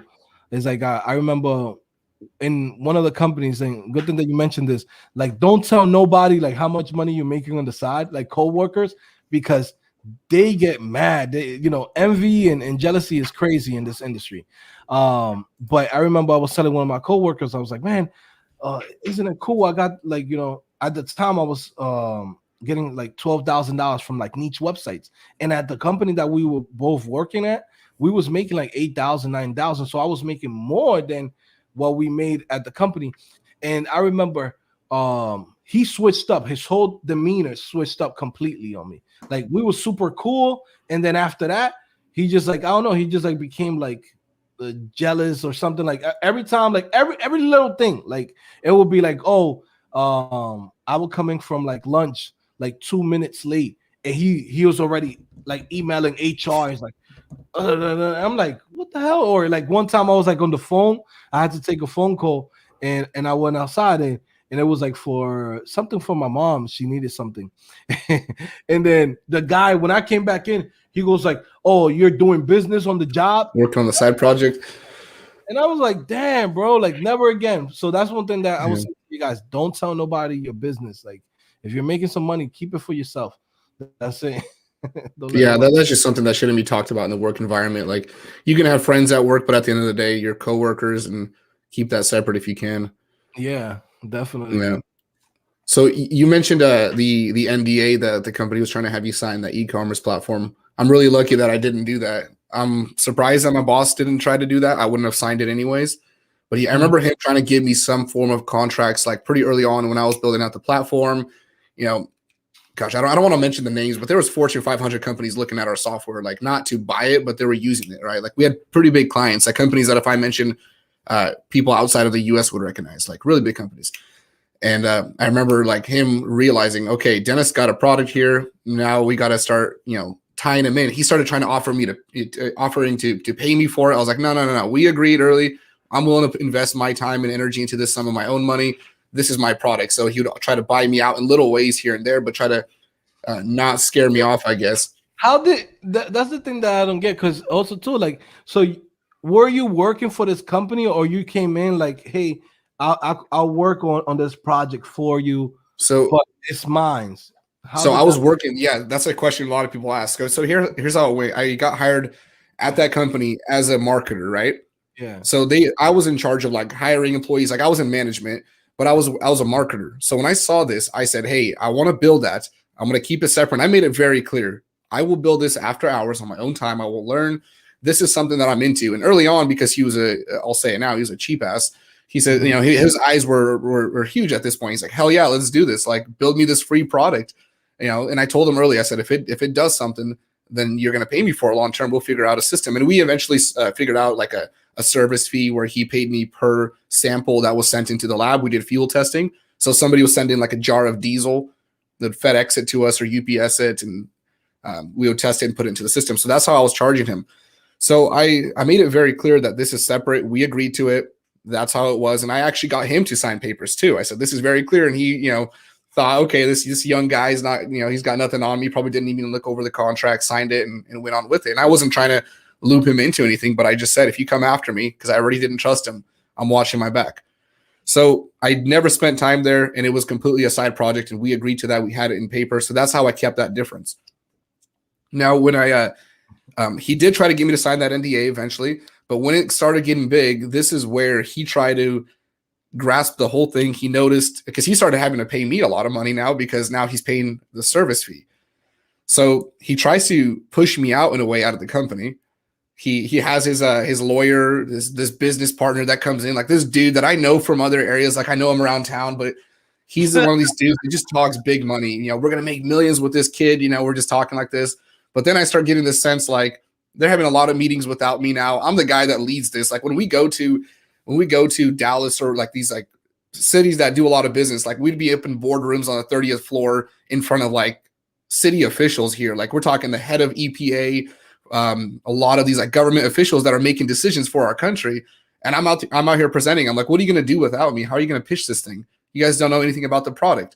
So he ends up like, I sensed it. We started fighting back and forth. And I basically told him, hey, I'm either, you got to buy me out or I'm leaving. Like I just got so fed up with it, killing myself here, hurting my marriage. I mean, I'm not spending time with my wife or anything. I'm out flying to a new city every single week, sometimes twice a week, just going back and forth all over the country. And I basically gave him that option, and he starts coming after me with lawyers right away. I'm getting emails, phone calls. Lawyer starts telling me to send him all these files in this format. And I have a background in this. You got to remember that I have a business background. So I've dealt with the IRS tax wise. I've dealt with legal stuff. I've had to hire kids that are 17 where I had to understand all the laws, like what's their age, what can I legally, how much work can they put in. So I know what to do here. Like I have a pretty good legal background. So I respond to the lawyer and I tell her, I said, I don't have to give you shit. I'm just going to do a data dump on you. You can have that. I don't need to organize it for you. There's nothing that legally obligates me to give you like the emails and passwords in a certain format. But you have till the end of the week. Here's my price. If you don't pay it, the system goes night-night. We turn it off. The company's going to lose a shit ton of money. You try to sue me for defamation, that's fine. But you're not going to have money to sue me anymore. So I basically, I had this position where I was like, cards are on the table. You think I'm a young kid that's stupid and doesn't know anything. I know enough to say that this lawsuit's going to take at least 3 to 6 months to settle. And that company will not survive because we had all these big clients using this system. So they were tied into it. They already downgraded their old system. It was gone. And in theory, if they had time, maybe they could have fought me, because what companies do here is they try to drown you out. Like even if they're not going to win the lawsuit, they're going to slam you with lawyer fees to where by the time you fight it and win, you're done. Like I didn't have $80,000 to put into legal fees. I couldn't fight this. So I basically said, we can fight in court later, but tonight or by the end of the week, if I don't get a contract signed saying you will not sue and we won't go further and you're going to pay up, you have 2 months to pay this out. We're done. And that was it. And then he ended up firing that lawyer, or I don't remember if she quit on him or I don't know what that was. If she fired him, one of those, the lawyer was gone. And yeah, that's kind of how I was able to still keep it though and work for the company. I kept it separate, didn't sign any non-disclosures. Like I went through that. I try to go, like I went through all my documents, try to remember, did I sign anything like that? And I feel like it'd be pretty easy to remember. And I even threatened them at one point. I said, I'll take this to another company right now. Like I'll easily just shift this over. And they're like, no, please don't do that. And the lawyer tried to put that into the non-compete clause. And I said, no, you get to buy it. But I'm still like, if I want to work for another fuel laboratory one day, I'm doing it, even though I have no desire to, but I wanted to just show them that I was willing to go all in with this. Yeah. So that's crazy. I did one video on that. Like there's still backstories. Like I always remember like different parts of like this whole thing. Cause this was like a 2-week battle. Like it was a standoff because they were still using my software. So that pissed me off because he stopped sending the money, but yet he's still using my software. I'm like, okay, you don't have much time then, because I'm not going to do this. Like I worked too hard for this to just let you use it, make money on my system and not pay me for it. Yeah, no, I definitely feel you on that. But that's crazy. No, but look, that was smart. That was smart because, it would have been different if you would have said, hey, I'm going to be working on this on office hours. That's different, right? That's completely. Then they own it. Yeah, because that's on their time. They're paying you for it. But what you did was like, hey, man, if you guys want me to build this and, I'm going to go in, I'm going to build this whole tool, and create the software outside of work and on my own time. And, but I own this. Like you was very clear about that from the beginning. So they had to take it, at the end of the day, they're like, man, we could have just had him working our hours and this and that. But it's like, nah, you was smart because also too, you didn't get hired there initially as a developer, no? So No, yeah, I still was technically under contract work though too, because half my paycheck from that company, like I made decent money there. Half the paycheck was from employment, and then the other half was because of contract work that I was doing. So I even kept my contract work separate. So okay, yeah, I kept it pretty, that's yeah, smart, man. pretty separate there. Yeah, so I want to go into it. Like, I want to go through the comment section of that video because it hit 1 million views. That blows my mind. Like, if I knew it would hit 1 million, I would have not filmed it the way I did. Like, I guess I'm kind of glad because it's very raw. Like, you can hear me cough. I'm just like, that was my first like talking head video, or my second maybe. So I got this dark room. My background still sucks. Like, I'm not good technically with techie stuff as far Mhm. as like hardware. So I don't have any setup, but I would love to have remade that and had it better quality if I knew that many people were going to see it. Yeah, no, I think that's how I first found your channel, and that's why I was like, man, I like this kid because you know, just just from the point of view of like, okay, yes, you working for a company, but at the same time, it's like you thinking ahead. Like most people don't think like this, and I think this also could go into a question that somebody been asking here. Ignacio Nessing says, I already asked this to Joe personally, so I would like to hear from you your take on this, Dennis. The other day, you guys were talking with others YouTubers that only work at companies. How do you feel, right? Which is like that question. Is a cool question, but at the same time, it's like how should we feel? Like there's people that still work for other companies. Like that's totally fine. I think. What'd you think about that? Yeah, I mean, I think there's people that's all they do. Like, there's this quote uh, from Creed Bratton. I'm gonna go off on a tangent here, but from The Office, Creed, the old guy in The Office, a weirdo. He says, "I've been a leader in a cult and I've been a follower in a cult. You make more money as a leader, but you have more fun as a follower. A Mm-hmm. lot of people want to go at the end of the day. They want to quit. They want to be done, and that's it. So if you want to do that, especially these YouTubers, like that's awesome. I wish that I would. Sometimes I wish I wasn't ambitious the way I am, and I can rest because I don't rest. Like I'm finishing my course. I'm finishing up my course here with Brad Traversy. Just got that done, and I didn't sleep. Like, I was going back to putting 16-hour days in. It's night and day. I'm not seeing family. So I envy people that can do that, and sometimes I wanna be able to do that. But I definitely think on different levels, and I couldn't get myself to stop working. So I respect it, and I'm envious of people like that. I still think you should have a side hustle, which if they're on YouTube, then they do. That's Mm-hmm. already a side hustle. They're thinking ahead. Mm-hmm. I think that's cool though. Yeah, I just couldn't do it myself. Like, I have to do more. I can't work long for somebody else. Yeah. It's like for me too. It's like I think it's cool that people still work for other people, and some people always get mad when I say this. There's hammers and there's nails, but you're worthless hammer if you don't have nails, and you're a worthless nail if you don't have a hammer, right? It's like you both need each other, right?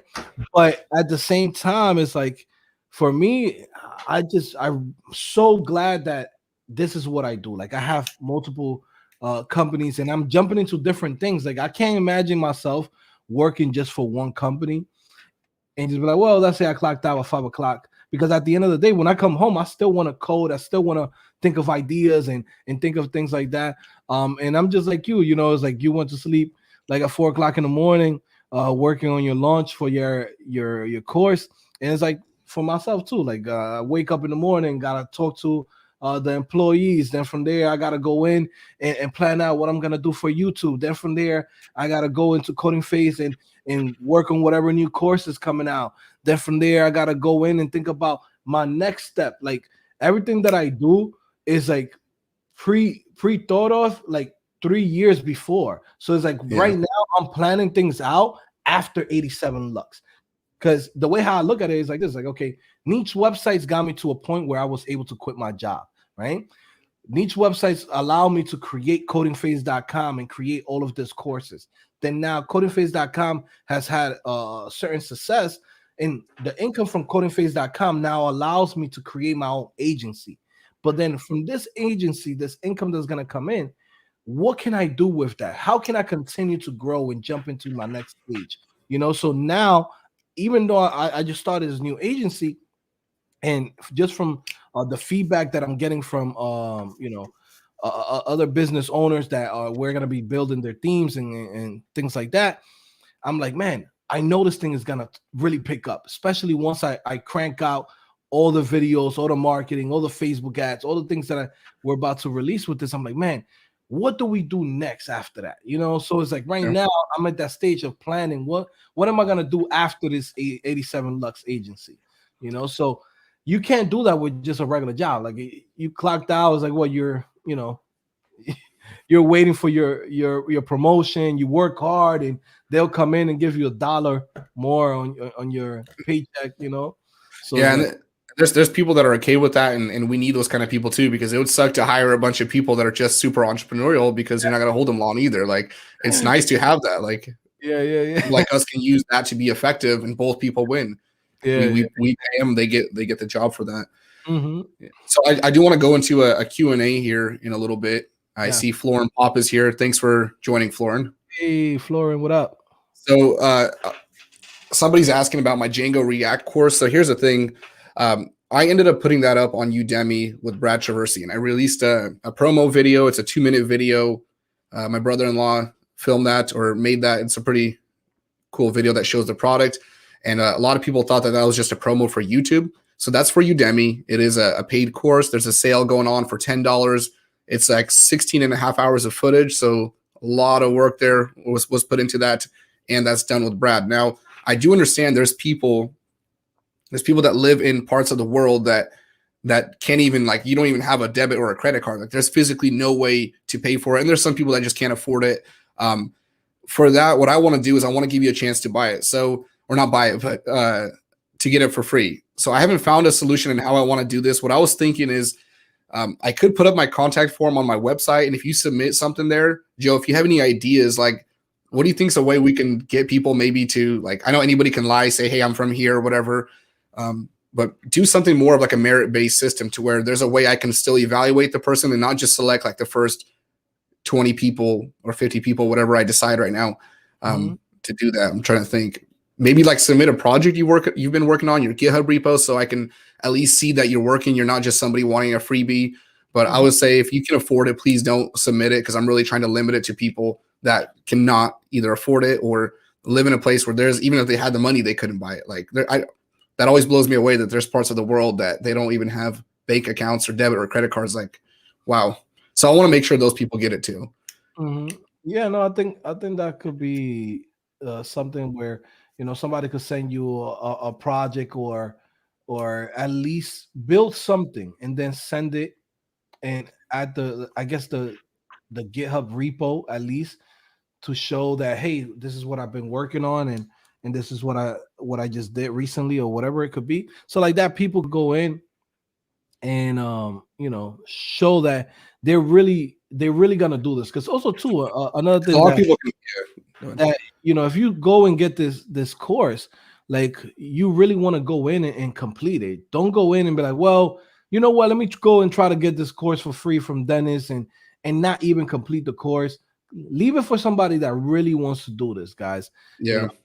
So a lot of people will add it to like their portfolio courses and not get to it. Like, please be somebody that follows it. Like, yeah. So I talked to Brad. Yeah, we're up for giving some away. So let's do, I don't know the number yet, so let's go ahead and do this. Let's go to my website here, DennisIV.com. I'm going to show the screen here. Let's see, how do I share the right screen?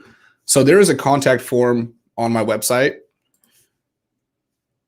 And I'm going to set the theme to purple because Florin Pop is probably still on the stream. So I want to honor him here. Purple captain here. Go ahead and go to this contact form. Submit your name, where you're from, maybe a little, not a full bio, but just why you need it for free, why you can't afford it. You don't have to go into detail there, but just your name, who you are, and submit a project that you're working on. That could be your portfolio. We'll just do a GitHub repo, something that I can actually see it. If it's a GitHub repo that I can't even open up, that doesn't have screenshots, try not doing that. I want to see the project and see that you're working within Django or React, something like that. And you're going to be able to follow it and actually take the course, because if you get the free course right now, then that means that you're just going to limit it for somebody else who can't afford it. So yeah, let's go ahead and do that. So submit it here, and I'll just respond to emails. I'm kind of worried about just putting it up there because I know there'll be a lot. I've done this before and got a couple hundred, but I'll try to select 20, maybe 50. So if I don't get to you, that's probably because your email just got flooded in there.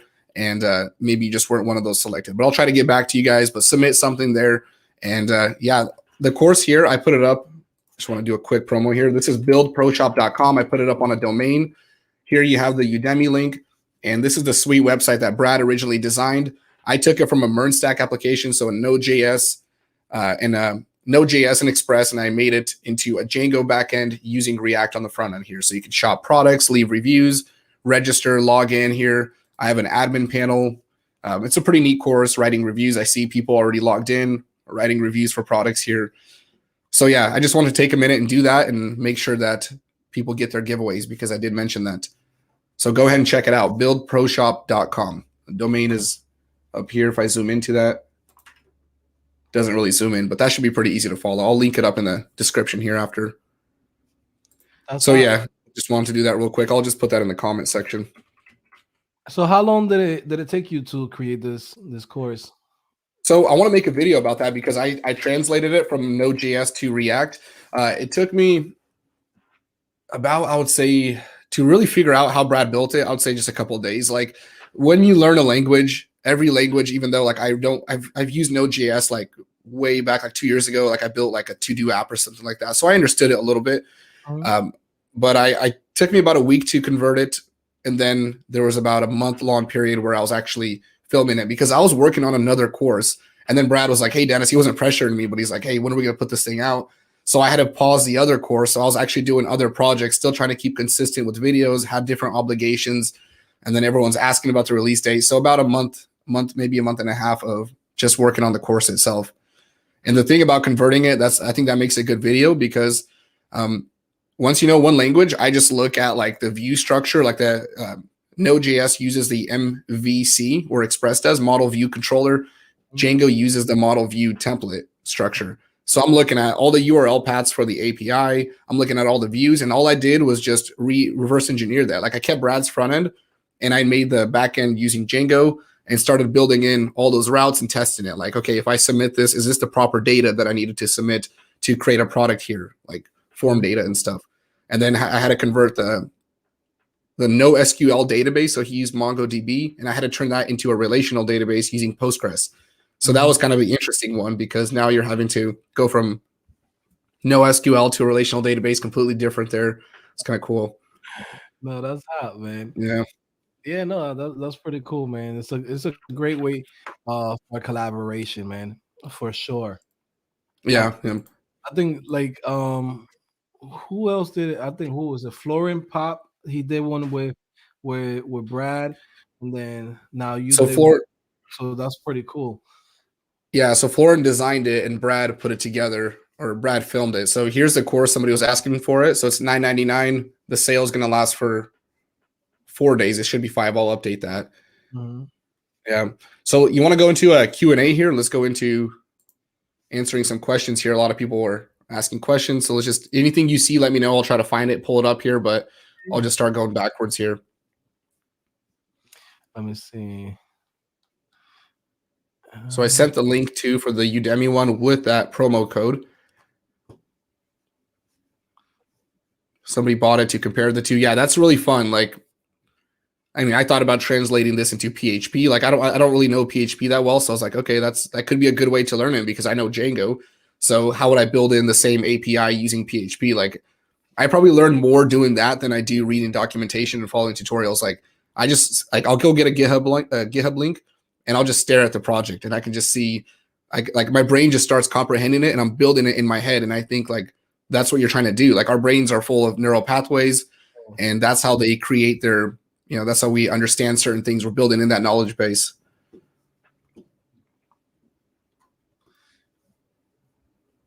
So somebody's asking why submit their portfolio. Yeah, you can do just any project. Just I want to see that you're working. So it's not like there's people that kind of hoard Udemy courses.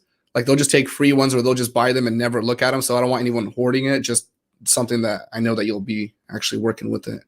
Yeah, no, that used to happen to me a lot when I used to be on Udemy, and I would buy, especially because in the beginning, I think when back in the days, Udemy, nobody really knew that there was so many sales, and the sales was almost every day. So every time they still do that, right? Every day I would get an email. It's like, oh, there's a sale on this, and now I'm like, so young. I'm like, okay, yeah, sure. Like, just go in. It's only $10. Why not? So I have one account that has like, I don't know, like 100, 200 Udemy courses in there. Like, it's just crazy. But it's over the years. I've been having that account for so long. Yeah. And now I just buy courses to support also two other instructors. So I'm gonna definitely buy your course for sure. I appreciate that. It's always nice to have that support. Yeah, man, definitely, man. So somebody's asking if it's token based authentication. Yeah, we're not actually using the refresh tokens. Like all I did in the course was I just used I set the lifespan to the token for like 30 days, I think. So like you'll be logged in for 30 days, and then after 30 days you log in, it's going to tell you you're not authenticated. Go ahead and log in again. So I'm not actually sending that refresh token. I figured that would just be a whole nother project on its own. Maybe I can add it as a bonus.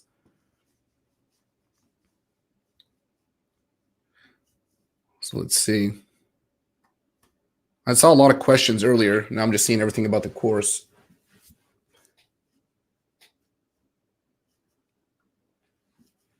I saw somebody was saying that you were taking a break. Now you're back on. What was that about? I didn't get to see that stream. I try tuning in when I'm working. So I say I'm not doing no more live streams, but for you, I do an exception. But yeah, no, because the thing is that like right now I'm super busy. Like, I usually try to do like drop one video or two videos per week, and then I'll do a live stream almost every day, like at 12 o'clock. But then like now I'm getting overwhelmed with all the work that I have to do, especially for my agency. Like we have a lot of themes that that need to get completed. So I need to be on top of the other developers and get Mhm. the designers to send me all of the work. And it's like I'm going through that process that I went through with codingphase.com in 2017. And the only way to make it succeed is by going hard for like 12 hours, 16 hours a day for the next 6 months to a year. Because then it's like you work hard initially to then later on take a break and you can relax. But I'm going through that process right now. I'm just like, man, you know what? I can't be doing on YouTube like 3 hours of a live stream every single day. Like it's fine to do like once a week, but there was a point where I'm like, okay, we're doing this because I love hanging out with people and having conversations. And my live streams is like super chill, and we talk about what's happening in development, what's happening in life. I'm answering questions. I'm going through this whole process, and next thing you know, it's like, hey, you've been here for 3 hours, and it's like, yeah, I got things that I have to do. Yeah, yeah. I I told get that. like I can't do those live streams no more. So I'm just gonna drop videos, But that's because I just want to get this, up and running and have this succeed, man. Because if 87 Lux hits the numbers that I want to hit this year, it's gonna be pretty crazy, and it's gonna be cool because we're gonna be able to create better content too. Because now I'm gonna come back and share everything that I learned about launching all of these products in 1 year. So Mhm. that's gonna be the cool thing about it. But yeah, Yeah, I see that. Yeah, I'm not good at doing that either. Like if I do a stream, I'm still productive throughout the day, but I can't really go from like stream till 12 and then go and work the rest of the day. Like I can't jump back and forth. Like when I'm in it, I go all or none. Like I yeah, work from when it's dark to dark, way into the night, take small breaks here, but that's how I am. I don't respond to text, emails, nothing. My phone is off. Maybe mhm. here and there I'll look into it, but I don't really know how to go between. So if I have a day where I do want to reply, I'll spend that whole day doing stuff like this. Like today's a casual day. The course launched. Okay, I'll spend it. I'll spend time talking on a live stream. We'll promote it. Tomorrow I have another stream, but I'm just taking 2 days off and doing stuff like this. Maybe updating like the links to their for the GitHub link, by the way, to the course. It is on my GitHub account. I'll try to post it somewhere. But yeah, you can see that even if you don't purchase the course, if you want to see the source code. Yeah, no, definitely. It's like you already put in the work. It's like you put in the work all of these days on the course. Like now you could relax a little bit, do a couple of live streams and things like that. But like for me, I was like, man, if I'm really gonna go hard with this, I need to focus strictly on the business and then do like a video here and there for YouTube. Especially I'm in the middle of a course too, this entrepreneur developer course. So it's a lot of stuff that I'm juggling, and I'm like, you know what? If I really want to get everything done, this month I gotta take a time off, and it's hard Yeah. for me. I like doing live. You stream in your car. Yeah, I like doing live streams more than me recording videos. Yeah. So, but You still active with Billy Ray? well, that was another thing too. That's why I want to drop some videos in there too.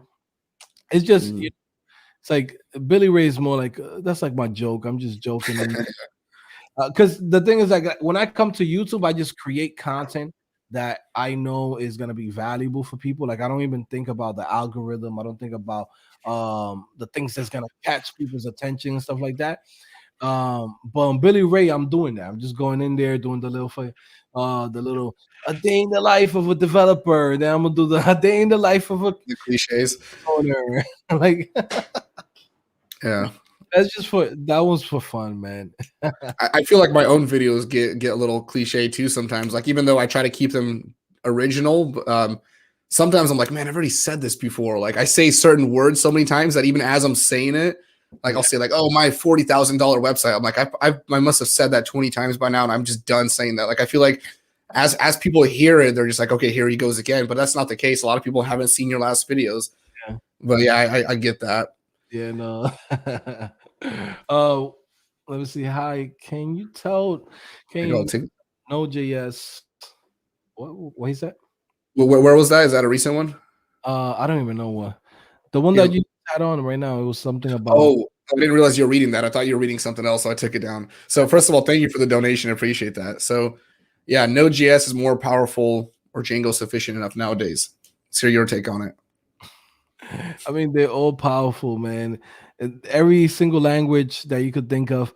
I mean, everything has its pros and cons, but it's not even about what you use to build something, it's what you build with it. Okay. Like there's people that come in and be like, well, you need to use Node.js or you need to use Ruby on Rails or Python or whatever it might be.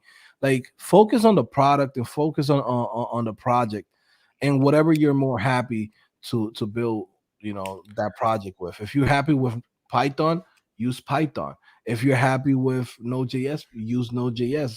It's whatever you're happy with. Yeah, so I would say both are going to be sufficient enough, and you can throw PHP into the mix and Ruby and Rails. Like in this case, I guess the same project built with Node.js and Python. That website that I built for my for that company, that the one that I sold for $40,000. There you go. I said it again. Node.js would have been sufficient. Python would have worked. So as far as like the job market, Node.js is getting popular, but the reason why Django is so powerful is because of Python. Python is also very popular. So both will get you there. I can't really say if one's more powerful than the other. The one thing or one example I could think of, and I could be wrong on this, but a lot of people have been asking me to build like a chat application. And for this, Django doesn't really have that much for it. There's something called Django channels. A lot of people are asking to build like a WhatsApp clone with like the async functionality. So you can message someone and it pops up on their screen without having to refresh it. From my research and from what I've done, because I haven't done that much into it or looked that much into it, that seems like a project Node.js would actually do better with. So in that case, Node.js would probably win that one. But there's not many cases where I can really see where one overpowers the other. Like when I was building the projects, there's certain videos that Brad did because I had to watch his entire course. And there were sections where he had to spend like an hour filming one part and it was in Node.js. And like with Django, that was like a 10-minute series or a 10-minute clip. Very quick. Like Django wins in that specific battle. But then there was parts where because Node.js already has JSON data, it's already JavaScript data, he would just query the database and then render that data out for the API. Well, in Python, you're getting a Python query set, not JSON data. So now you have to take the extra step. So where Brad took 10 minutes to explain something, I had to take an hour to explain something because now I'm having to serialize that data, turn it into JSON data from Python, convert it, render it out. So there's slight advantages here and there, but between the two, it seems like both are going to accomplish the task. In most cases, you're probably not building out anything too crazy. Look for the job market and what you want. So that's probably the answer to that. I think you give a good one too. It's like whatever you like too. That's kind of the fallback to it. Because I think, a lot of people, especially when they're starting, like they might be into something like, let's say somebody Permanand might like Python, and he might say, you know what, I like Python, and I have fun using Python Django, but people keep telling me I should use Node.js or I should use PHP or whatever it is, right? And it's like you have to make your decision with one, with what makes you happy, two, with what type of jobs are in your area and opportunities for you. So then from there, everything else is they all could do the same thing. Every single language out here can create a CRUD. Okay, so it's like once you're able to do that, you're pretty much could build any type of application. Some of them are going to be a little bit better than others, just like how you said for Node.js, you could use WebSockets with Yeah. Python. I don't know exactly what they might have. I think you mentioned it. Uh, Channels, channels. which is not that good. I don't like it personally. Like I have a hard time working with it. It's a pain in the ass. Yeah. Yeah, it's like same thing. Like I use something called Crystal Lang, which is another programming language, and I think they also have channels. That's the name of it. But it's similar to WebSockets, but it's a different way because it's not JavaScript, right? So Mhm. it's, and just like how you said, you had to go in and change things around because they don't have JSON. Like in JavaScript, you could just say, "Hey, freaking." It's already JSON data. Yeah. In there, yeah. So it's like it's simple. But just like you were saying too, like using a framework like Django or even Ruby on Rails or PHP Laravel is so much better and so much easier to build an application and build an idea, right? So I know a lot of people that use like Node.js, they want to build everything from scratch. And some people think like, oh, that's what really gonna show that you're a good developer because you're able to build every route, every single thing yourself. And it's like, yeah, but now you're writing all of that code all the time. You get what I'm saying? But when you use a framework like Django or even Ruby on Rails or Laravel, it's like there's so many tools in there that just allow you to crank out ideas and even migrations and all of those things is already built into to the system. Even user authentication, like you don't have to build that from scratch. Like it's already on the That framework. that's one part where Django I felt like actually won that. Like where Brad was building in the authentication, I felt like Django outdid that. Like it made it so easy. I could write my own middleware in Django, and I started my project doing that. But then I was like, okay, Django REST framework where you can build out the APIs makes it so easy. All you do is put on some decorators and you say, okay, this user has to be authenticated or this user has to be an admin, and it's really easy to create your own decorator. Where Brad had to write his own middleware, so I felt like Django won in that topic. But yeah, so you do need to you don't need to do you need to learn React before you should have some React experience. So I talked about the prerequisites. Um, if you're completely new, I do start from pretty much square one, but you are going to be confused when you start seeing React hooks. And then when I start doing state management, like you should at least understand the basics of it, maybe have followed one course. You don't need to be a React expert, nor do you need to be a Django expert, just a basic understanding of it. So when I'm doing it, you can at least understand what's going on. So we're using function-based components and React hooks there in Redux for state management. So let's see. I'm working as an iOS dev since 2 years. Should I switch to full stack web dev, MERN, or go into Flutter? Well, if you're into app development, Flutter is it's a that's for apps, and it goes between iOS and Android, right? I've actually never used Flutter. I've only looked into it because I've worked with React Native. So if you're trying to stick to apps, I would say stick to Flutter probably, but it depends on what you're trying to do. Like if you're trying to go to building websites, that would be a good route to go in the MERN stack. Joe, are you how are you on time? I want to make sure I'm not keeping you here too long. No, I'm good. This is my day off too. So Okay. that's why when you hit me up last night, I was like, yeah, let's do it, But yeah, I think somebody just asked a good question. Somebody says Saeed Bell. He says, quick question, Joe. What will you do if you're already working as a non-dev? Do I have to become a dev to be a dev entrepreneur?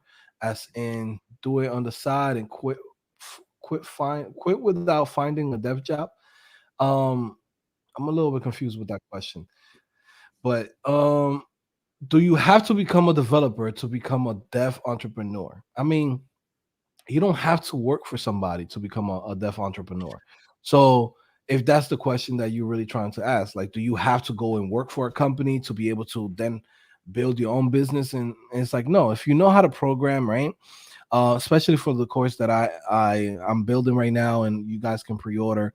Hopefully Dennis doesn't mind me throw me a little bread over there. But basically, it's like I'm explaining to people, like, we're not doing no coding. Like, the whole course is not about programming, it's not about coding, it's about how to find ideas, how to think of problems that people could have in different type of industries, how to find the solutions, how to set up your business as a developer entrepreneur. So all of those things, you could do it without even knowing how to code, right? Like, those are things that are not like connected to programming. It's more like, okay, how do you set up a business, right? There's a lot of people that right now there's a company, I forgot, I think it's no code, I think it's no code apps or something like that.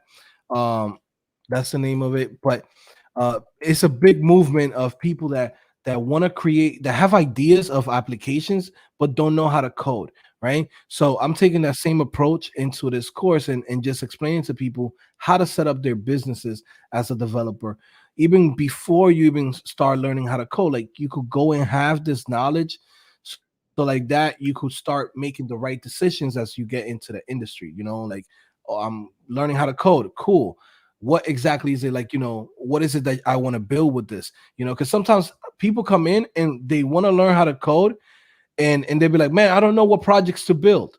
But if you have a goal in the back of your mind and say, oh, I have an idea for an app, something that could really make some money, then as you're learning how to code, you can now build this application that we talked about in the course. So it's like a brainstorming course. It's just teaching you guys all of the things that you need to be a developer entrepreneur. It has no coding in it. It's just pretty much giving you all the steps on how to actually set up your business and find ideas. And it's the same things that I do. I'm pretty sure that that Dennis does too. You sit down, you write down an idea, find the problems within that industry, and then you figure out the solution from there on. As you start learning how to code, or you start building the things. The same thing how Dennis got his application sold for $40,000. I want to I want to continue saying it. How is it that you say how sold my website for $40,000? Yeah, my $40,000 website or whatever that was. It was actually sold for more. That was my cut out of it. So like, there was different things that went into that. So I had to lowball that. That's hot, man. I So to say exactly how you say it, so we you would have been like, yo, man. yeah, look, hear it ringing in your ear, like it's like, oh man, here we go again. So here's a good one. You guys should cover something like Auth O for authentication.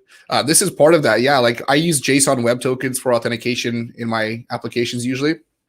And I really like JSON web tokens, but I've considered doing that. Like I know James Quick works with Auth.io or one of those companies. I don't know if he's like a representative, if he actually works there. But yeah, I want to look into that. Like if that saves me time, I don't care about building in my own authentication. Like I would rather use a third-party library as long as I know that company's going to be there. Their pricing is reasonable. There's no reason for me to hand code that. It's nice to know it, but yeah, I definitely would consider going that route. So let's see. I saw a few other ones. Use sockets.io for a chat app. Yeah, I was looking into that too. Seems like I kept going the channels route, but I think sockets.io, I looked into that too. I'll have to spend some time there. My view on data science. So one of the reasons why I chose Python, because I started with Visual Basic for applications. VBA, probably nobody knows that here. At least anybody that's newer than 2 years as a developer, 5 years. But I got into it because, or the reason why I chose Python was because it was very beginner friendly. I was looking at Node.js actually. But Python has a really good data science aspect to it. Like you can do stock trading with Python. Like I know C works for that too. But yeah, it was very beginner friendly, and that's actually where I want to move on to. Like when I talk about doing my own thing, like me and Justin Mitchell talk about going more into the AI route, data science route. That's where I personally find the most interest. Like I love building out applications, but that's stuff that I can do just on the weekends, just testing things out. I really enjoy that. And the application that I built was actually had a layer of that where we had to graph data out. So Django was good for that, or Python was.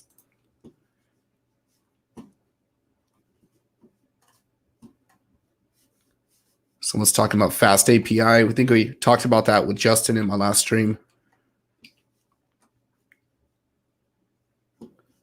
So function-based views versus class-based views. I know, Joe, I'm trying not to get into the technical side of Django here. I want to keep it more casual, but this is where I kind of get jumped on for not using class-based views more. And the reason why I stick to function-based views, even though I think as somebody who understands both of them, you probably should go to class-based views. Class-based views are sort of this like black box, right? Like we use certain applications where it's like write this function and it builds you a website. Like you just kind of make stuff happen. And that's my issue with class-based views, is because they have that layer to it where like to query some data from the database, you have to write in this function and that's it, but you really don't see what's going on. So I tend to stick to function-based views because it teaches you the basics, and they're not that much different from class-based views, but because you can see what's going on, it's easier for beginners to understand it. Like, you know what I mean, Joe, by the black box, like you don't really know what's going on. You just trigger a function and it just does a bunch of stuff, but you really don't learn anything when you're using that. Yeah, no, that happened a lot to me in the beginning when I was using like Ruby on Rails. Like, um, and sometimes is good because at least you get to build something quick. But then if you want to debug it, like you don't really know how it really works behind the scenes. So it's like, so that's something that could definitely happen to people. Yeah.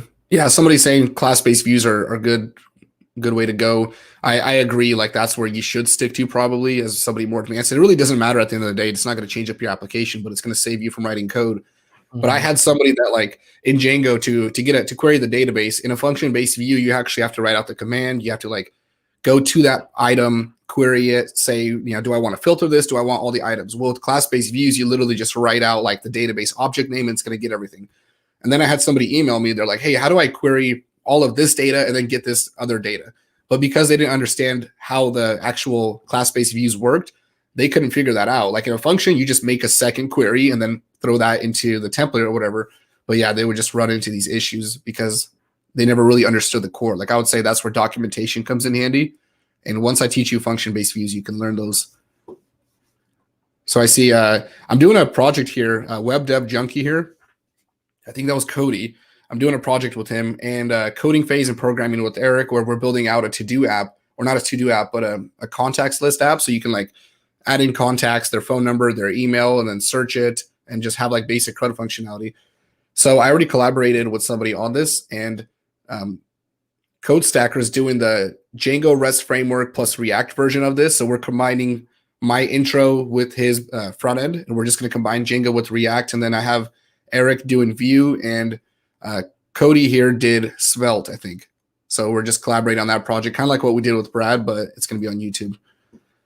Nice. Just showing people different versions of it. That's how. Yeah, I think that's cool that there's more people collaborating and bringing in their expertise. And it's like you're doing Django, somebody's doing Node.js, somebody's doing Vue, React, Svelte. Like that's hot, man. I think this is where the YouTube community needs to be at. Do more collaborations and people being more open. And I want to say also too, thank you for bringing me in here, man. I feel like a lot of times I'm super open with my own platform to like give exposure to people, and I always bring them into my community. But a lot of times, people come in and say it's a one-way street where it's like, oh yeah, it's like I'll go collaborate in your channel, but I'll never get brought back into your channel. You get what I'm saying? Like yeah, like that. But I like how the community is changing now. It's a lot of new faces and guys like you, CodeStacker. I feel like Floor and Pop started it. I mean, he got everyone together, in these different groups. Yeah. Shout out to Florian, man, for at least opening the relationships of everybody. Because I think like there's so much different type of personalities and different type of things. Like I'm pretty sure like somebody that likes your content, they might see me here and say, oh, cool, maybe I'll check out Coding Phases content too. But that doesn't mean that they're gonna leave whatever Dennis Ivy is doing and be like, oh, I'm only gonna go and mess with Coding Phase. And sometimes, I feel like that's what happened. I've been here for like 3-4 years already, and I think that's like what was happening before, where a lot of people just felt like they need to have like their own little pockets of subscribers, and like just want to keep it to themselves. It's like, nah, I can't share other people's content in my channel, or bring other people from other YouTube channels. And it's like, that was stupid. But now, Yeah, now that it people promote someone else. That's the way I see it. yeah, exactly. So I have a few more questions, and I kind of want to end the stream here in a couple of minutes. Make sure to respect your time here. There's a few more I just wanted to kind of knock out here, and I think the thing just like auto scrolled. So somebody asked, was that my first language? Yeah, Python was technically VBA was my first language, but Python was the first language that I really learned. So somebody asked, hey Dennis, you talked about almost having 80 customers with WordPress. Do you recommend to make websites for local businesses with that, or would you make them hand coding? Like, I think in this case, most of the websites should have been done in WordPress or something like that. Like, I could have used Wix for that. These were mom and pop shops, so like coffee shops, plumbers, construction companies. So Django, even though it's possible, is kind of an overkill. So yeah, I would say stick to that. If you already know that, like if you're faster with something else, go ahead and use that. But there was no functionality that WordPress couldn't handle. All you need is like a contact form, some basic information, and that's it. So let's see. Oh, you go ahead. I was gonna say that if you are having an agency, or you having like your own freelance gigs and things like that, like it's a different mentality than when you're building like applications. Like, let's say if I wanted to build a custom application, then yeah, I will go in and use something like Django or Ruby on Rails, or like a full-fledged framework, right? But if you're dealing with like mom and pop shops, like a landscaping company that needs a website, so when they search their name on Google, it shows on a website with some type of information of the services, like you could just build that with WordPress or even Wix or whatever it is, right? Because if you're an agency owner or you're freelancing, your goal is to get as many clients as possible. And if you had to go in and write all of the code from scratch and every single time that you build a mom and pop shop, then in reality, it's like now you're losing money that you could have made. Yeah, you got to produce the product. That's the goal. So like with WordPress, if you're doing SEO, you just want to use the plugin, use that for SEO. You don't have to write all your own meta tags, do all that, fix your own issues. If you want to add in a slideshow, there's always plugins for that. Yeah, it just makes things quicker. So somebody had a question here.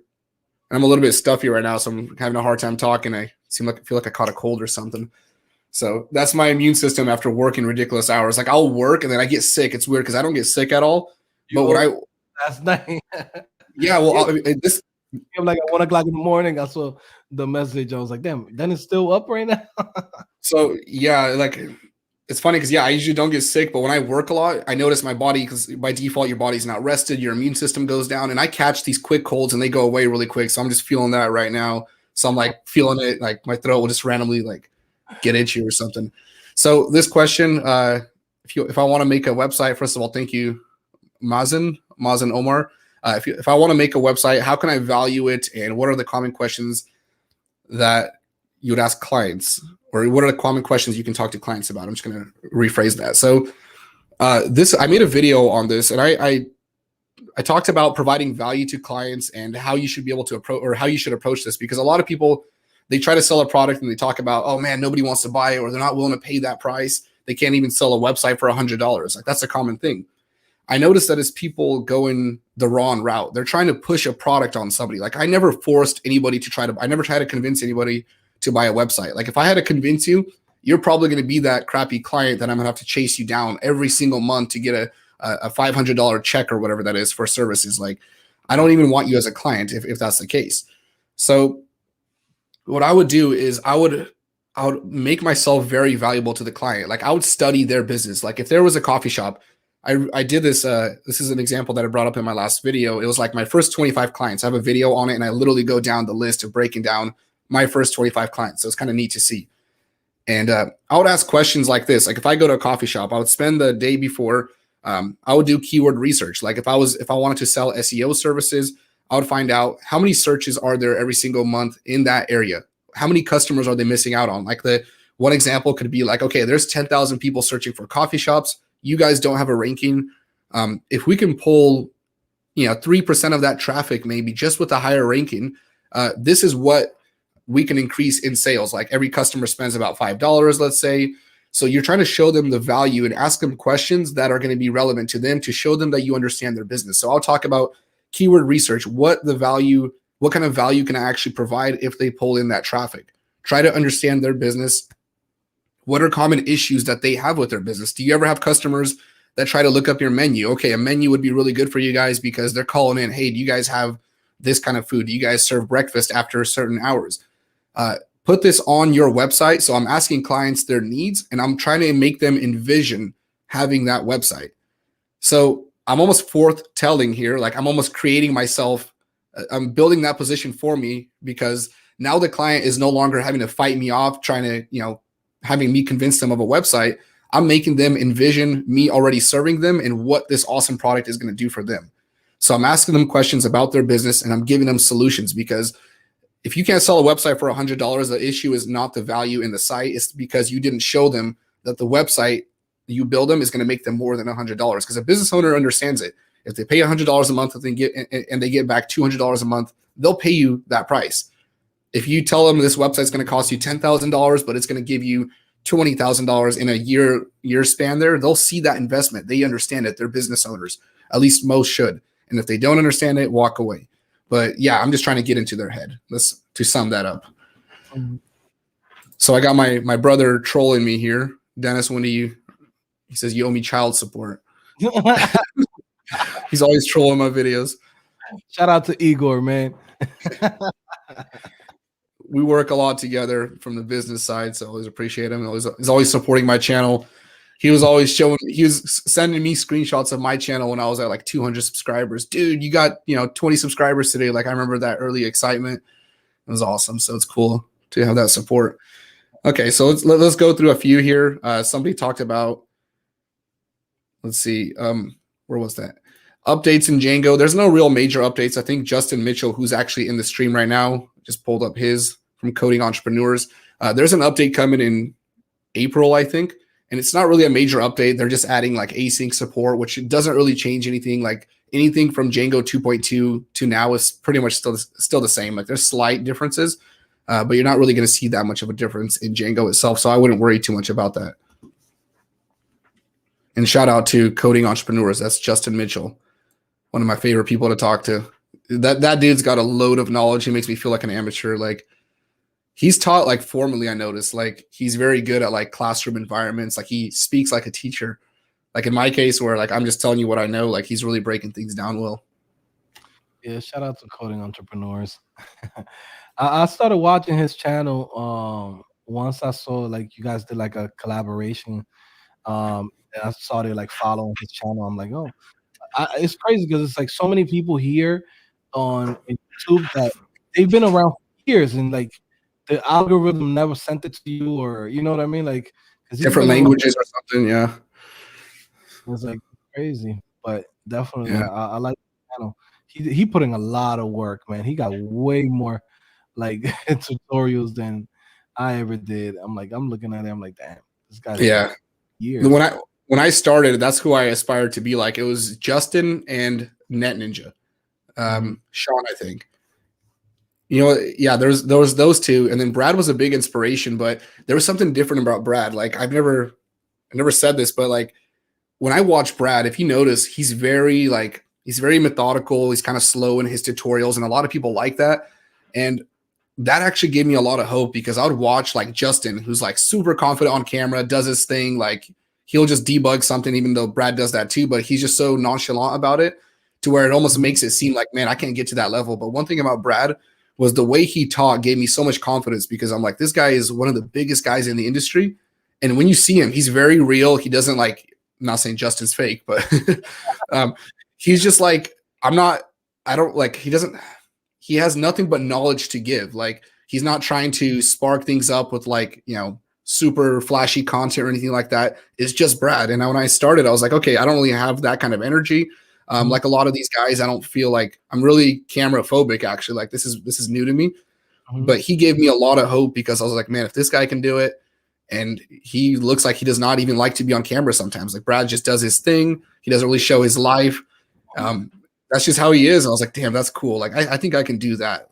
Yeah, So yeah, that, yeah. No, I spent years trying to get Traverse Media to get on camera, and because I was like, even before there was like so many people that was just doing like tutorials, and I was like, man, Brad, you got so many cool stories, you got to get on there, like share it, because also too like people like that, you know, the human side of things, and it's like you could relate to somebody, you know. But definitely, you know, I still got to check out Coding Entrepreneurs a little bit more, just because from everything that I've seen from him, I'm like, damn, this guy, he's nice. It's like he's just in there like like he yeah. knows shortcuts. I'm like, damn, like I know He's, what you when you was just saying that right now. You're like, damn, I don't know if I could get to that level, but because he I, just seems so like comfy, like you know, like I don't know, like it's I a can't type and code. Like if I'm doing a tutorial, I type at like 10% of the speed that I normally type at. Like when I'm coding by myself, that yeah, code is flying, and like I don't really have any spelling errors. I'm just typing really quick. But on camera, I'm like locked up. yeah. I can't like my throat, like I don't know, like I'm starting to build up saliva. I'm like trying not to like spit on the camera on the mic or something like that. Like it just like panic sets in. Yeah, yeah, Yeah. no, definitely. And that's why I was like, when you said that, I was like, yo, I know exactly what you mean. You're like, yo, I don't know if I could get to that level right now because he's so comfortable on camera. Even I myself, like when I do my courses on codingphase.com, it's like, you know, sometimes you do like little mistakes, and it's because um you're not used to like you're used to just coding, right? And then but having to talk and tell You know? people like explaining all of this stuff, and then you got to go back. Sometimes you got to re-record things multiple times. Like sometimes it's difficult, man, but it's Yeah. crazy. Yeah, definitely. All right. Well, we're at 2 hours and 21 minutes. I figured we can just end it here. I really appreciate you coming on. Like, this is really cool. I wanted to just be casual. You have an awesome business background. Like, we do a lot of the same stuff, more similar than I thought. Like, that's really cool. Like, from the entrepreneurial side, definitely agree. Justin, same thing. Or a lot of relations there. Like, with how we do things. Justin obviously is, coding entrepreneurs. Like he started off trying to build his t-shirt company. Like that's why he learned how to code. Same here. I had all these ideas and I got to make something with it. So definitely fun to talk to other people that have a similar background there. Yeah, Appreciate you coming on. definitely, man. I really appreciate that you brought me in, and like I said, you know, it's like even from like the first time I saw your videos, I was like, man, there's something about this kid, because I was like, there's a lot of stuff that just from that video, just the type of person that you are, I'm like, yes, like you know, I got excited when I saw your video because I was like, man, yes, like I've been all the stuff that you're talking about now is like what I've been saying for years here, right? And I'm like, man, but it's hard because there's not really a big community of like individuals like ourselves where you know we're looking at this from the product view, you know, entrepreneur and working hard and you know coming up with new ideas and new products and new things, right? So it's like seeing another person that's doing the same thing or something similar to me, you know, definitely gave me a boost. I was like, yes, finally we're getting the entrepreneurs in the game, you know, like because everybody, I swear, like I feel like almost everybody that's on YouTube is like, okay, cool, let's get you a job at Fang and this and that. It's the same story, but there's gonna be people like us, you know what I mean? Like there's a lot of people that's here that's watching us that might say, you know what? I might want to be the next Dennis Ivy. I might want to be the next coding phase or the next, you know, coding entrepreneurs and do my own thing, build my own company and actually learn to code because I have a product that I want to create. You know what I mean? So now they can relate to us a little bit more. But, you know, I'm just glad that, you know, we have you in the community now and you're killing it, man. You know, your channel's already been blowing up. So definitely. I'm excited. I'm excited that I got your attention. Just having, Justin watching my stream, like that's so cool to me. Yeah. Yeah. So make sure to check out Joe's channel, Coding Phase. Um, I keep wanting to Yeah, call you man. Joe Bennett of The Office. There's Joe Bennett. I don't know why Bennett just jumps in all the time. The CEO that buys out the company. It's like, okay, don't call him Joe Bennett. It's Joe Santos. I had to keep remembering that. Yeah, But, man. yeah, Hey, check out his channel. Good stuff. yeah, definitely go check out my channel, Coding Phase, just like that.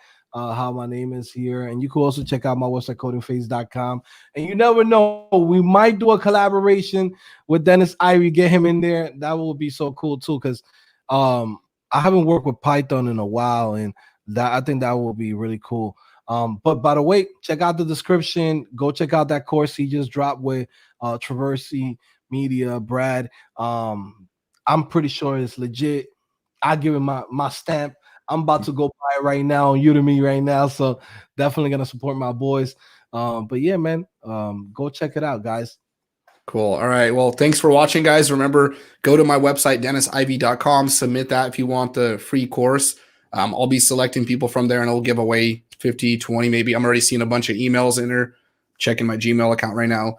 So yeah, I'll be just emailing you guys personally. I won't be announcing them. I'll just be getting back to you guys. All right. So take care and I'll see you guys in the next stream.